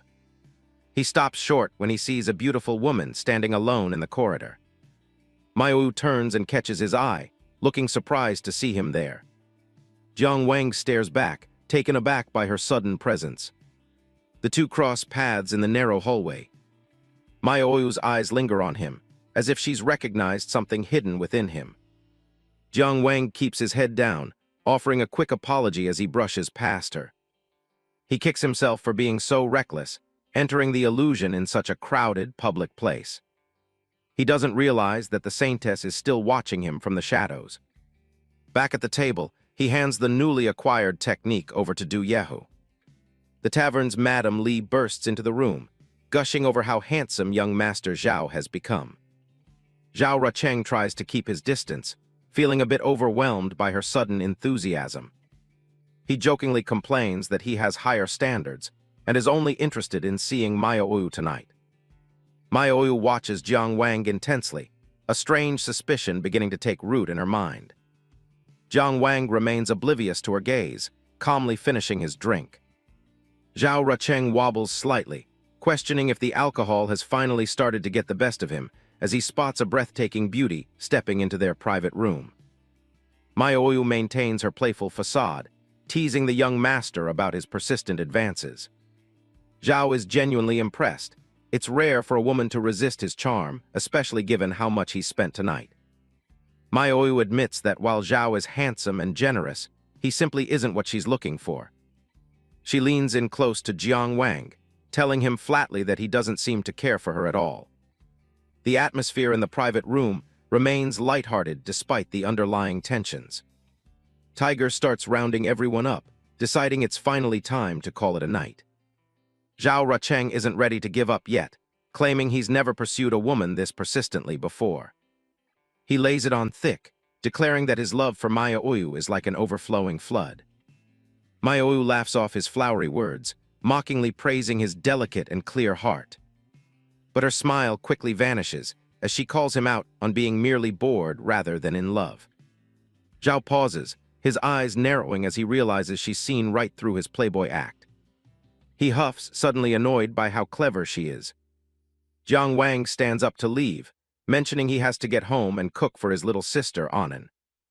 Zhao Rucheng immediately protests, begging the group to take food to go rather than endure Jiang Wang's terrible cooking. Even Tiger agrees, pleading with Jiang Wang to spare poor little Anan from his culinary experiments. Annoyed by the teasing, Jiang Wang snaps at them to stop nagging and just get moving. As they leave the tower, Jiang Wang vows that his cooking skills will eventually match his martial prowess. Unnoticed by anyone, Maioyu's hand moves with a subtle, supernatural flick. A glowing mark appears on Jiang Wang's back. The seed of white bones has been planted. The seed embeds itself into his spiritual aura, a silent parasite waiting to grow.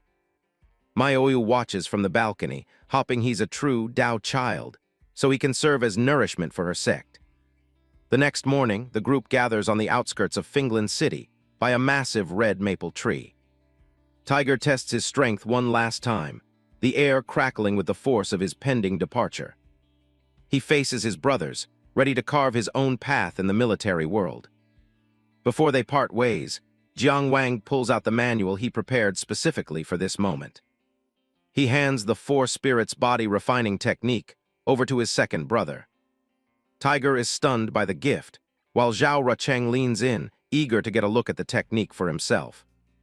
Zhao is initially dismissive of a simple body refining technique, but the complexity of it soon changes his mind. Tiger offers to share the manual with their oldest brother, Ling He. Ling He politely declines, choosing to stay focused on his current meridian work in the Tongshan Palace. Tiger asks what Jiang Wang will do now that he's given away such a valuable resource. Jiang Wang is confident. He's already memorized the method and is ready for their next meeting. The brothers share a final, warm smile, knowing their paths will eventually cross again in the future. Tiger lets out a roar, promising to see them all in the capital city of Xinan. They clash their fists together in a solemn vow of brotherhood and future success. Tiger looks back one last time, his eyes filled with a new fire. Little Anan runs over, demanding that she be included in the brothers' fist bump. The brothers laugh and lower their hands, so the little girl can join in on the promise. With a determined grin, Tiger turns toward the horizon and his new life in the army. Du Yehu shouts a final farewell to his brothers as he prepares to ride off toward his new life in the army. With a sharp command to his horse, the tiger of the group begins his long journey towards Xinan. As autumn draws to a close, the clouds part for a clear sky, marking the start of a rigorous new training period for the remaining friends.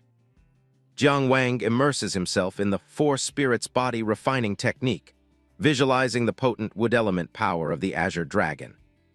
Every grueling session brings him one step closer to completing the foundation of his Tangshan Palace. However, the intense heat generated by the technique forces him to strip down, much to Zhao Rucheng's amusement. A flustered Jiang Wang quickly gets dressed, while Zhao Rucheng teases him for his lack of modesty during training. Zhao Rucheng lounges lazily with his grapes, questioning why Jiang Wang works so hard when life is meant to be enjoyed. Despite his carefree attitude, Zhao has actually come today for something serious, a sword-fighting duel to test their progress. Jiang Wang doesn't miss a beat, telling his friend to wait until he finishes his meticulously planned daily schedule. He carefully tracks every task, knowing his brothers are also pushing themselves to their limits in their respective paths. With nearly 100 formation points already mapped, Jiang Wang remains focused on the daunting complexity of the Zhaoshan star map. The two friends shift from talk to action, their swords clashing in a blur under the golden afternoon sun. Later, while Jiang Wang and Ling He focus on their academic studies, a bored Zhao Rucheng quickly drifts off to sleep. Even late into the night, Jiang Wang continues his research by lantern light, accompanied by his little sister Anan. Time passes in a blur as the maple leaves of Finglan City continue to fall, signaling the change of seasons. Zhao Rucheng excitedly waves to Ling He as the three brothers reunite at the academy for a major announcement. The students gather in the courtyard, buzzing with rumors about a sudden summons to the city lord's mansion. Ling He reveals the reason for the gathering, the approach of the annual Three Cities Dao debate. This year, Finglan City will play host to the prestigious competition, serving as a vital sharpening stone for all participants. The event is a critical stepping stone for students preparing for the high-stakes county exams in November. The debate will test the raw talent and martial skill of cultivators from Wangjiang, Finglan, and Sanshan cities alike. Workers are busy setting the stage for something big. The academy's arena is packed, and you can feel the energy in the air. Everyone's hyped because Master Dong and the city lord are showing up together for this year's debate. Master Dong takes the lead to announce the rules for the upcoming competition. The city lord expects nothing but victory for our city, so don't even think about slacking off. Otherwise, you'll have to answer to him. Jiang Wang listens in, hearing about the massive merit rewards for anyone who can actually pull out a victory. Jiang Wang's expectations are immediately crushed when Brother Huang tells him to forget it. In other cities, the first-year participants are the elite. They've been groomed for tournaments like this long ago. This guy starts bragging about how he used to be a fire element genius back in his prime. Jiang Wang and Zhao Rucheng just give him a look like, "Yeah, you really don't look like a genius now." Brother Huang admits he fell off because he got a bit too into the party life and women. Ha, and all this time, he was preaching about being a pure-hearted virgin. While he's mopping, someone bumps right into him from behind. It's Zhang Linchuan, a fifth-year elite, and he tells the group to keep it down. Zhang Linchuan is actually trying to hide in the back so the dean doesn't spot him and give him more work. Too bad for him. The announcement goes out that Zhang Linchuan will be leading the entire academy team. He immediately puts his head in his hands. Talk about a lot of unwanted pressure. Master Dong notices his reaction and asks if he's got an issue with the academy's choice. Zhang Linchuan puts on a brave face, claiming he's confident and ready to give his all. The students are impressed, but they wonder why other top names like Zhu Weiwo aren't on the list. Jiang Wang asks why Brother Zhu isn't joining them for the competition. Zhang Linchuan explains that Zhu's busy chasing down a member of the 9 great demonic lords. Just the mention of the heart-devouring demon makes everyone go completely serious. These demonic lords are absolute nightmares, and even the weakest among them is a total powerhouse. They've ravaged whole nations and are basically the world's most feared villains. And yet here's a student like Zhu Weiwo, out there alone trying to hunt one down. Back at the ceremony, Master Dong says they've reserved one special spot for a new first-year disciple. Someone in the crowd clenches their fist, thinking this is their big break. Fang Helling is already smiling, assuming the dean is obviously talking about him. Master Dong points out into the sea of students to make his choice. He calls out the name, Jiang Wang. Fang Helling's smug face just completely shatters in an instant. The whole area goes silent as everyone processes the surprise pick. Fang Helling isn't taking it lying down. He jumps out and objects to the decision right then and there. Master Dong gives him a look that says he's about to regret speaking up. Fang Helling is terrified, but his ego won't let him back down from challenging the pick. The city lord, Wei Feng, steps in to handle things before the dean loses his cool. He decides the best way to settle it is a fight. Whoever wins the match gets the spot. Master Dong calls Jiang Wang up to the stage to face his challenger. Jiang Wang calmly steps forward and pays his respects, only to ask the two senior examiners if he is truly allowed to critically injure his opponent. Fang Helling thinks he's got this in the bag, looking down on Jiang Wang as some nobody. The rules are simple: don't kill him and don't cripple him. Fang Helling charges in immediately with his Twin Flames Blade technique. He goes for a flashy move, but Jiang Wang just shuts it down, sending him spinning through the air. Jiang Wang's friends are impressed, noting how much his skills and body training have paid off. Meanwhile, Fang Helling is out cold on the floor, foaming at the mouth after that beatdown. The crowd goes wild, cheering for the obvious winner. Fang Helling finally snaps out of it, looking completely dazed and confused. He's not ready to give up yet, though, and tries to fire up another attack while screaming at Jiang Wang. His friends aren't having it, calling him out for being a shameless sore loser since he already lost while unconscious. The crowd starts chanting for him to just get off the stage already. He tries to save face by accusing Jiang Wang of cheating and sabotaging his own cultivation just to win. Master Dong isn't hearing any of it and tells the disgraceful fool to get lost. As he slinks away, Fang Helling curses Jiang Wang, wishing him a life of failed cultivation. Later at the Academy Hall, things quiet down. The process of laying a foundation is far more complex and dangerous than it looks. Master Dong calls out Jiang Wang, pointing out that the array he used for his foundation was all wrong. He slams the table in frustration. He lectures him on the dangers of acting alone on something as crucial as a foundation, but Jiang Wang just takes the scolding and admits he messed up. Master Dong notes that with his talent, he could have been much further along if he just followed the proper path. Jiang Wang is ready to take whatever punishment comes his way, even if it means starting over from scratch. The dean decides they've wasted enough time talking about what's already done. Instead of a punishment, he pulls out a jade pendant containing a secret technique to help him control his energy better. It's clearly a valuable treasure, and Jiang Wang feels it's way too much for a disciple to take. Master Dong insists, saying it's an old gift from a friend that he doesn't have any use for anymore. He places the Control Yuan banner directly into Jiang Wang's hand. He tells him to take it, reminding him that the youth are the true future of the kingdom. The power from the pendant immediately begins to flow through his body. Jiang Wang feels the surge of energy, looking like a new man under the glow. He bows deeply, giving his sincere thanks to the honored master. With the lecture over, Master Dong tells him he's free to go. Later that evening, the sun begins to set over the city. An invitation arrives from the Fang family, much to Jiang Wang's surprise. It's a formal invite to Wanju Tower from the head of the family, Fang Zehu. Jiang Wang decides to turn it into a family outing and asks Anan if she's up for a big feast. Ling He steps up, insisting on coming along to act as the big brother bodyguard. Jiang Wang tells him not to worry, since the Fangs wouldn't be dumb enough to try anything at a public banquet.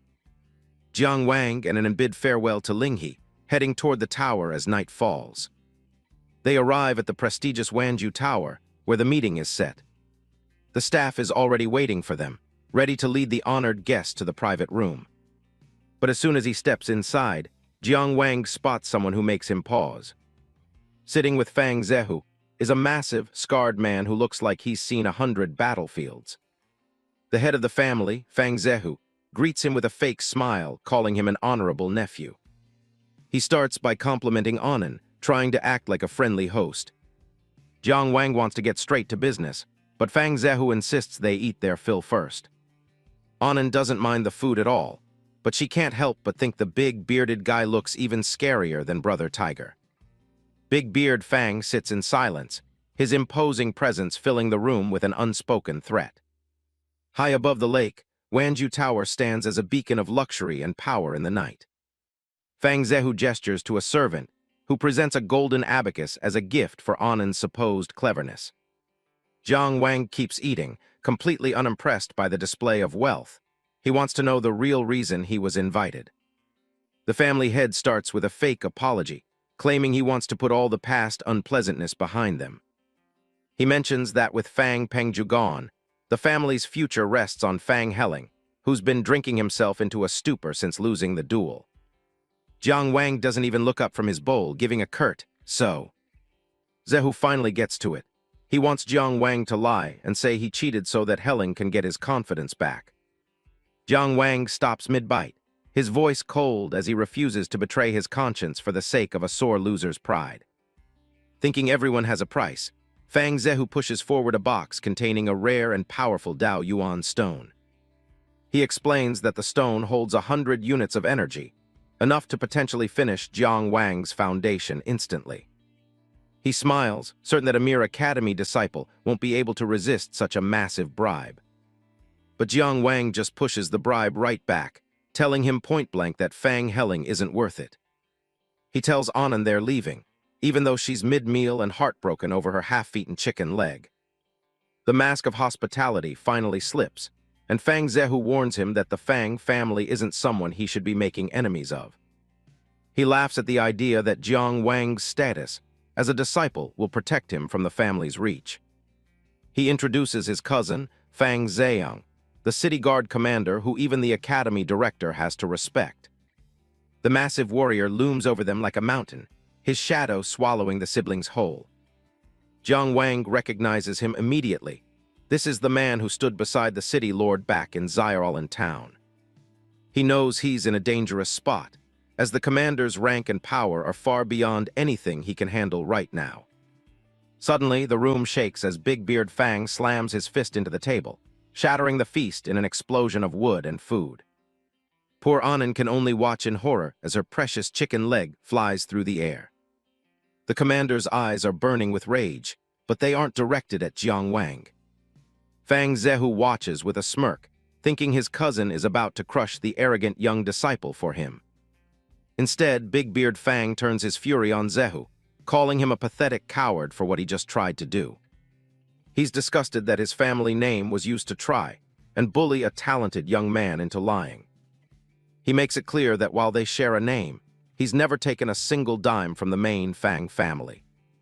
He declares that he owes everything to the city lord, not them, and tells Zehu to never contact him again unless it's for a funeral. He turns his attention to the little girl cowering behind Jiang Wang. In a jarring shift, the mountain of a man tries to be cute, asking if he scared her while surrounded by cartoon hearts.